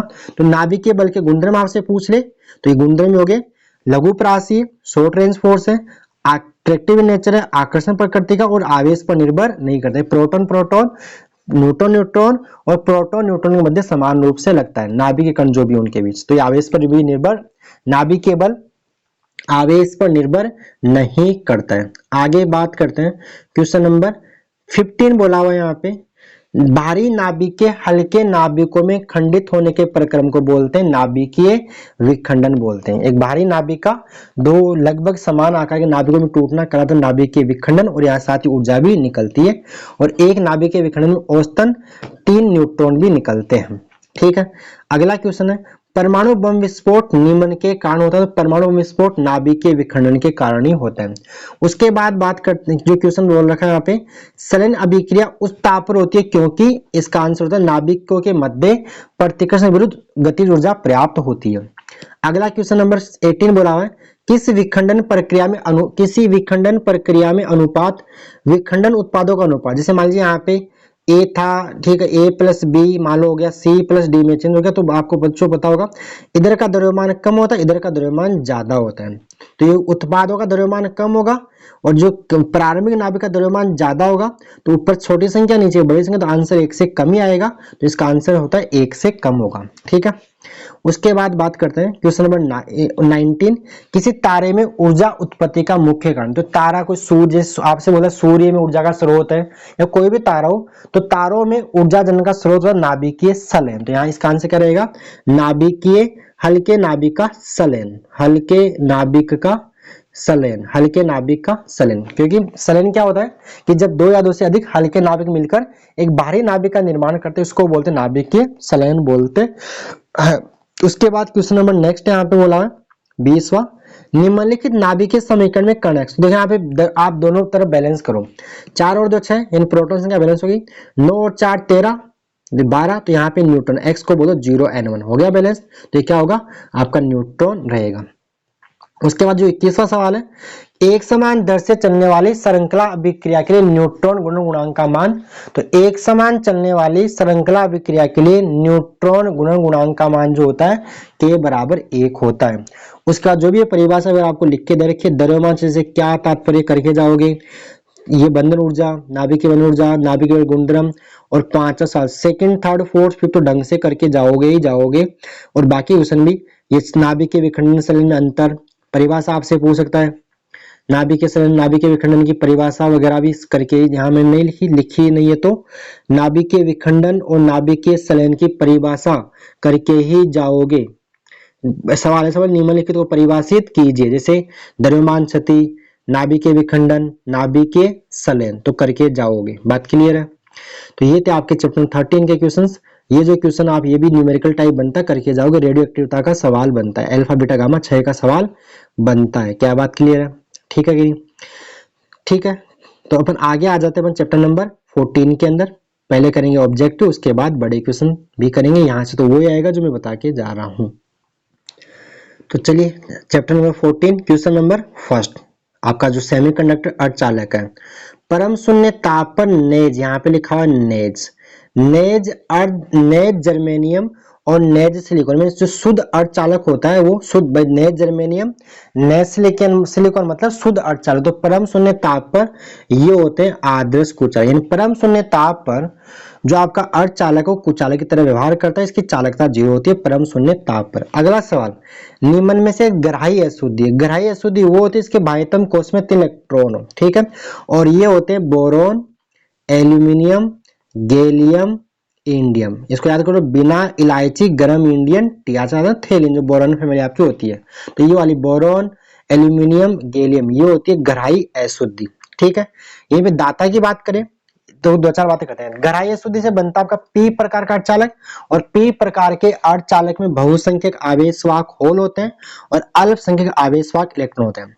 एक होती है दाता अशुद्धि, दाता अशुद्धि होती है आपकी ये वाली, नाइट्रोजन, फास्फोरस, आर्सेनिक, एंटीमनी, इसमें नाइट्रोजन हटा दो कि नाइट्रोजन गैस होती है। तो phosphorus, arsenic, antimony, Nepal, Pakistan, Australia सब बीमार, भिखारी या बीमार ऐसे याद करो। नेपाल, पाकिस्तान, ऑस्ट्रेलिया सब बीमार, इसमें नाइट्रोजन हटा दो। तो फास्फोरस, आर्सेनिक, एंटीमनी होती है दाता अशुद्धि। दाता अशुद्धि के बाह्यतम कोष में होते हैं 5 इलेक्ट्रॉन, ठीक है। और दाता अशुद्धि से बनता है एन प्रकार का अर्धचालक, और एन प्रकार के अर्धचालक में बहुसंख्यक आवेशवाहक होते हैं इलेक्ट्रॉन और अल्पसंख्यक आवेशवाहक होते हैं होल। और दोनों ही, जैसे चाहे एन प्रकार का अर्धचालक हो चाहे पी प्रकार का अर्धचालक हो, दोनों का ही आवेश शून्य होता है। ऐसा मत बोलना, आपसे एग्जाम पूछ ले कि एन प्रकार के अर्धचालक का आवेश होता है तो आप ऋणावेश मत कर देना। दोनों का ही नेट आवेश 0 होता है, यानी क्या होते हैं, अनावेशित होते हैं। तो इतनी बातें क्लियर है। उसके बाद जो नेज अर्धचालक होता है, नेज अर्धचालक में Ne बराबर NH, यानी होलों की संख्या और इलेक्ट्रॉन की संख्या बराबर होती है। और Ne इंटू NH का जो गुणनफल है उसको अपन बोलते हैं Ni², नेज वाहक सांद्रता बोलते हैं। आपसे फॉर्मूला भी पूछ सकता है, या Ne किसी दो का मान है, किसी एक का मान भी आपसे एग्जाम में पूछा जा सकता है। इतनी बात हो गई, ये जनरल बातें मैं बता दी, बाकी सवालों के थ्रू और क्लियर कर लेते हैं। तो आगे निम्न में से ग्राह्य अशुद्धि कौन सी बन जाएगी आपकी, बोरॉन, एल्यूमिनियम, गैलियम, इंडियम। बाकी आर्सेनिक, एंटीमनी, फास्फोरस तीनों होती है दाता अशुद्धि। उसके बाद पी प्रकार के अर्धचालक में बहुसंख्यक आवेशवाहक कौन होते हैं, होल होते हैं। उसके बाद बोला है एक अर्धचालक में इलेक्ट्रॉनों की सांद्रता देखिए 8 इंटू 14 प्रति सेंटीमीटर क्यूब में, मतलब इकाई आयतन में। और होलों की सांद्रता देखिए, सांद्रता 5 गुना 10⁻12 पर सेंटीमीटर क्यूब, यानी 1 सेंटीमीटर क्यूब में होल दे रखे। तो बताओ कौन ज्यादा हो गया, तो आपके होल ज्यादा है और इलेक्ट्रॉन ज्यादा है और होल कम है। यानी यहां से Ne का मान नंबर ऑफ इलेक्ट्रॉन, यानी इलेक्ट्रॉनों की संख्या होलों से ज्यादा है। इलेक्ट्रॉन ज्यादा तो क्या बनता है आपका N प्रकार का अर्धचालक बनेगा। ऑप्शन 20 का सही रहेगा। आगे आ जाओ, क्वेश्चन नंबर 5 क्या बोला है, चालक, अर्धचालक और कुचालक में वर्जित ऊर्जा बैंड क्रमशः Eg1, Eg2 तथा Eg3, Eg यानी एनर्जी का गैप है, इनमें संबंध होता है। तो आपको पता ही होगा, जो आपका चालक होता है, चालक में संयोजी बैंड और चालन बैंड आपस में क्या होते हैं, अतिव्यापित रहते हैं। बात क्लियर। ऐसे ही अर्धचालक में यहाँ हो गया संयोजी बैंड और चालन बैंड, ऊपर बीच में जो गैप होता है वो 3 इलेक्ट्रॉन वोल्ट से ज्यादा का होता है। किसके लिए, अर्धचालक के लिए, सॉरी कुचालक के लिए। और अर्धचालक के जो गैप होता है वो 3 इलेक्ट्रॉन वोल्ट से कम होता है। तो ज्यादा किसमें होगा, कुचालक में। सबसे कम किसमें होगा, चालक में। और बीच का किसमें होगा, अर्धचालक। अब आ जाओ यहाँ पे, तो चालक का सबसे कम होगा Eg1, अर्धचालक उससे कम, और Eg3 सबसे, Eg1 less than Eg2 less than Eg3, Eg3 का मान सबसे ज्यादा रहेगा। उसके बाद बात करते हैं, एक अर्धचालक में होल और चालन इलेक्ट्रॉन क्रमशः Np और Ne है। तो शुद्ध अर्धचालक में, तो शुद्ध अर्धचालक में Np का मान Ne के बराबर, तो ये तो गलत हो गया। एक अपद्रव्य अर्धचालक में, अपद्रव्य अर्धचालक में या तो Np का मान Ne से ज्यादा रहेगा या Ne का मान Np से ज्यादा रहेगा। अगर आपका P टाइप तो ये ज्यादा रहेगा और N टाइप तो ये ज्यादा रहेगा। एक शुद्ध अर्धचालक में Np बराबर Ne ही रहेगा, तो इसका ऑप्शन सी सही रह जाएगा। बोलो क्लियर। उसके बाद बोला है दिए गए ऊर्जा बैंड संबंधित अर्धचालक। तो देखिए यहाँ अगर दाता ये वाला ना, ये आपका बनेगा N टाइप, और डॉट लाइन यहाँ हो तो ये बनता है P टाइप, और नहीं हो तो बनता है आपका नेज अर्धचालक, शुद्ध अर्धचालक बनता है। आप कौन सा जगह N प्रकार का अर्धचालक बनेगा, क्योंकि जो N प्रकार के अर्धचालक में जो दाता अशुद्धि का ऊर्जा स्तर वो जस्ट चालन बैंड के नीचे होता है, ठीक है। तो N प्रकार का अर्धचालक। उसके बाद बोला है निम्न में से कार्बनिक यौगिक अर्धचालक। तो ये जो एंथ्रासीन और मादी थैलोसाइनिस दोनों होते हैं कार्बनिक अर्धचालक। आप यहाँ से जो अर्धचालक के उदाहरण याद करो, जैसे तत्व वाले सिलिकॉन, जर्मेनियम। यौगिक में कार्बनिक, अकार्बनिक और बहुलक, तो आप ये याद करके जाइए। अकार्बनिक होता है जैसे गैलियम आपका, आर्सेन हो गया, कैडमियम, सेलेनियम हो गया, इंडियम फॉस्फेट हो गया, ये अकार्बनिक के एग्जाम लेने आपको अर्धचालक के उदाहरण भी याद कर लेने हैं। बाकी पी टाइप की, पी प्रकार की अशुद्धि में दाता अशुद्धि, ग्राह्य अशुद्धि। दाता से क्या बनता है, ग्राह्य से कौन सा बनता है, एन प्रकार में बहुसंख्यक कौन से, अल्पसंख्यक कौन से। पी प्रकार के अर्धचालक बहुसंख्यक आवेशवाहक क्या होते हैं, अल्पसंख्यक आवेशवाहक क्या होते हैं। मैंने ऊपर बातें बोली भी थी, वो सारी बातें क्लियर होनी चाहिए। ऐसे क्वेश्चन आपको एग्जाम में मिलने वाले हैं। उसके बाद आती है बाइसिंग, पीएन संधि। तो पीएन संधि क्या होती है, अगर अपन पी और एन को मिला दे तो बनती है पीएन संधि बन जाती है, एक तरफ पी टाइप एक तरफ एन टाइप। बात क्लियर। फिर बाइसिंग आता है, इसको बैटरी से जोड़ने का जो प्रोसेस है इन पीएन संधि डायोड पर बाह्य वोल्टता आरोपित करने की प्रक्रिया को बोलते हैं बाइसिंग। अगर बाइस में क्या होता है, पीएन संधि अगर बाइस में इसका डायोड का पी भाग बैटरी के प्लस से जोड़ते हैं, एन भाग माइनस से जोड़ते हैं। पस बाइस में डायोड का पी भाग बैटरी के माइनस से और एन भाग बैटरी के प्लस से जोड़ते हैं। इसका जो संकेत होता है डायोड का, वो संकेत ऐसा बनाते हैं, ऐसा बनाते हैं डायोड का संकेत बनाते हैं अपन। ऐसे जनरल डायोड आए तो जनरल का संकेत ऐसा बनाते हैं। जनरल डायोड काम करता है पस बाइस में, और जनरल डायोड काम आता है वोल्टता को नियंत्रित करने में काम में आता है। इतनी बातें होगी जनरल बातें। हालांकि जनरल डायोड वैसे अलग से सिलेबस में लिखा हुआ नहीं, लेकिन आपको प्रैक्टिकल सिलेबस में दिया हुआ है। क्या बात क्लियर, हाँ या ना? तो यहाँ पे पीएन से डायोड की अगर अभिव्यक्ति में सीधा बोलेंगे पी सिरे को बैटरी के धनात्मक सिरे से जोड़ा जाता है। उसके बाद एक एन प्रकार का अर्धचालक होता है, तो एन प्रकार हो चाहे पी प्रकार हो, दोनों ही क्या होते हैं, निरावेशित उदासीन होते हैं। आगे आ जाओ, क्वेश्चन नंबर 11 क्या बोला है, डिस्टकारी परिपथ में एक समान डीसी प्राप्त करने हेतु उपयोग किए गए विद्युत परिपथ को बोलते हैं। तो बच्चों ये होता है आपका फिल्टर सर्किट, जिसको आप हिंदी में समकारी फिल्टर भी बोलते हो। अगला सवाल यहाँ बोला है वोल्टता नियंत्रक के रूप में उपयोग आने वाला डायोड, तो ये होता है जेनर डायोड। उसके बाद बात करते हैं अर्धचालक पदार्थ की प्रतिरोधकता ताप बढ़ाने पर, तो ताप बढ़ाने पर इनकी प्रतिरोधकता घटती है और चालकता बढ़ती है, और इनकी प्रतिरोधकता और तापमान के मध्य ग्राफ ऐसा बनता है। अगर आप तापमान बढ़ाते हो तो प्रतिरोधकता घटती है अर्धचालक की। उसके बाद बात करते हैं क्वेश्चन नंबर 14, निम्न में से कौन सा तत्व दाता अशुद्धि है, तो दाता होगा फास्फोरस। अभी आपको ऊपर मैंने बता दिया एग्जांपल ढंग से अच्छी तरह से। उसके बाद क्वेश्चन जो नेक्स्ट है यहाँ पे लिखा नेज अर्धचालक क्रिस्टल संरचना होती है, तो ये होती है आपकी चतुष्फलकीय होती है। फिर उसके बाद जनरल डायोड किस बाइस में काम करता है, तो जनरल डायोड प्लस बाइस में काम करता है। उसके बाद खालिस्तान में आ जाओ, तो नेज अर्धचालक क्रिस्टल संरचना तो बता दिया अष्टफलकीय होती है। अर्धचालक पदार्थ की प्रतिरोधकता, अर्धचालक पदार्थ की प्रतिरोधकता ताप बढ़ाने पर घटती है, क्या होती है, घटती है, बता दिया अभी आपको ऊपर।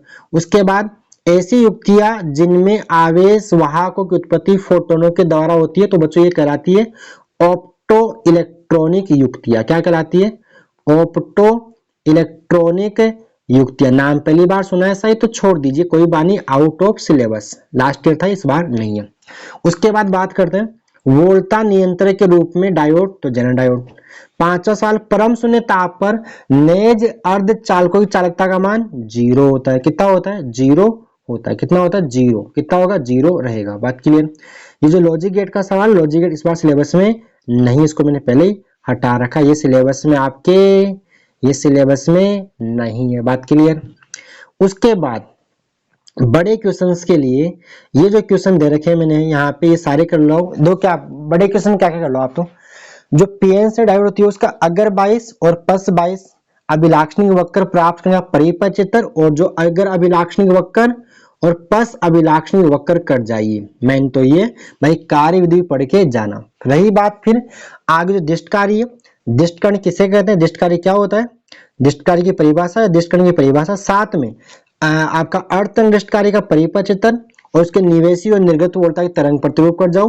और पूर्ण तरंग दिष्टकारी क्या होता है, उसका डायग्राम पूरा परिपथ चित्र और निवेशी और निर्गत वोल्टता की तरंग प्रतिरूप कर लीजिए ये। उसके बाद एक क्वेश्चन आप और कर लीजिए, जैसे नेज अर्धचालक किसे कहते हैं या अवदव्य अर्धचालक किसे कहते हैं, एग्जाम्पल बताओ। और बाकी साथ साथ में जो ये नीचे मैंने क्वेश्चन यहाँ पे दे रखे, ये कर जाओगे। बड़ा क्वेश्चन इन्हीं में से कोई सा 4 से लेकर 10 में से कोई सा एक रिपीट होगा, गारंटी है 100%, 100%। और ये सवाल अथवा में और आएगा, तो जो मैंने बताया ना अर्धतरंग दिष्टकारी, पूर्णतरंग दिष्टकारी, अगर 22 अभिलाक्षणिक वक्र प्लस 22 अभिलाक्षणिक वक्र कंप्लीट परिपथ चित्र सहित बाइसिंग सहित सब कुछ कर जाओ। इन्हीं में से एक क्वेश्चन आपको और में मिल जाएगा। बाई क्वेश्चन और वाला नहीं भी आए तो काम आपका चल जाए, क्योंकि यहाँ पे सवाल आपको अथवा में मिलने वाला है। सवाल आपका 3 नंबर में आएगा और बाकी सवाल आपको अथवा में मिल जाएगा। बाकी सारे करके जाओ तो आप सेफ रहोगे आराम से, आपको कोई दिक्कत होने वाली नहीं। तो ये थे इंपॉर्टेंट क्वेश्चन। और ये आपको पीडीएफ चाहिए तो मात्र आपको 21 रुपए में पीडीएफ आपको मिल जाएगी, ठीक है, 1 से लेके 13। कुछ क्वेश्चन है आपको खुद को ढूंढने पड़ेंगे, मैं नीचे पीडीएफ में दे दूंगा। इनका जो आपके जो आएगा ना चैप्टर नंबर 9 में ये न्यूमेरिकल वगैरह आए थे, उनका सोल्यूशन आपको नीचे यहाँ पीडीएफ में दे दूंगा, लेकिन ढूंढना आपको ही पड़ेगा, वो ना लिखा हुआ ना। नीचे अटैच में कर दूंगा, उसमें आप पहचान लेना कि कौन सा रहेगा। ठीक है, तो ये थे इंपॉर्टेंट क्वेश्चंस। तो शानदार, लास्ट टाइम के लिए शानदार रिवीजन करने के लिए मैंने दे दिए, और आपने पूरे साल पढ़ा तो यही क्वेश्चन बच्चों लगभग हर साल इंपॉर्टेंट रहते हैं, चाहे 23 का एग्जाम हो, चाहे 24 का हो, चाहे 25 का हो, चाहे 26 का हो। अगर सिलेबस ही है तो ये क्वेश्चन भी इंपॉर्टेंट ही रहेंगे, चाहे आप 25 में देख लो, चाहे 26 में देखो, चाहे 27 में देखो, चाहे 28 में आप देख लो। अभी आप 24 में मैंने अपलोड किया, अपलोड मतलब शूट किया ये वीडियो। तो ये थे आपके इंपॉर्टेंट क्वेश्चन। छोटे क्वेश्चन मैंने बहुत सारे आपको दे दिए, अगर आप इतना करके जाते हो तो बाकी छोटा बड़ा कुछ ऊपर नीचे होता तो आप आराम से मैनेज कर लोगे। ठीक है, तो ये आपको मैंने आपके लिए मेहनत की, तो इसका फल देखिए आप वीडियो, और क्या आपके लिए, बस हम तो लगे हुए आपके लिए, आपकी सेवा में, बस आप हो तो हम। क्लियर? तो ओके प्यारे बच्चों, धन्यवाद। और इसके साथ वो जो पीडीएफ अगर आपको इंग्लिश मीडियम के पीवाईक्यू चाहिए तो आप मेरे से ले सकते हो। ठीक है।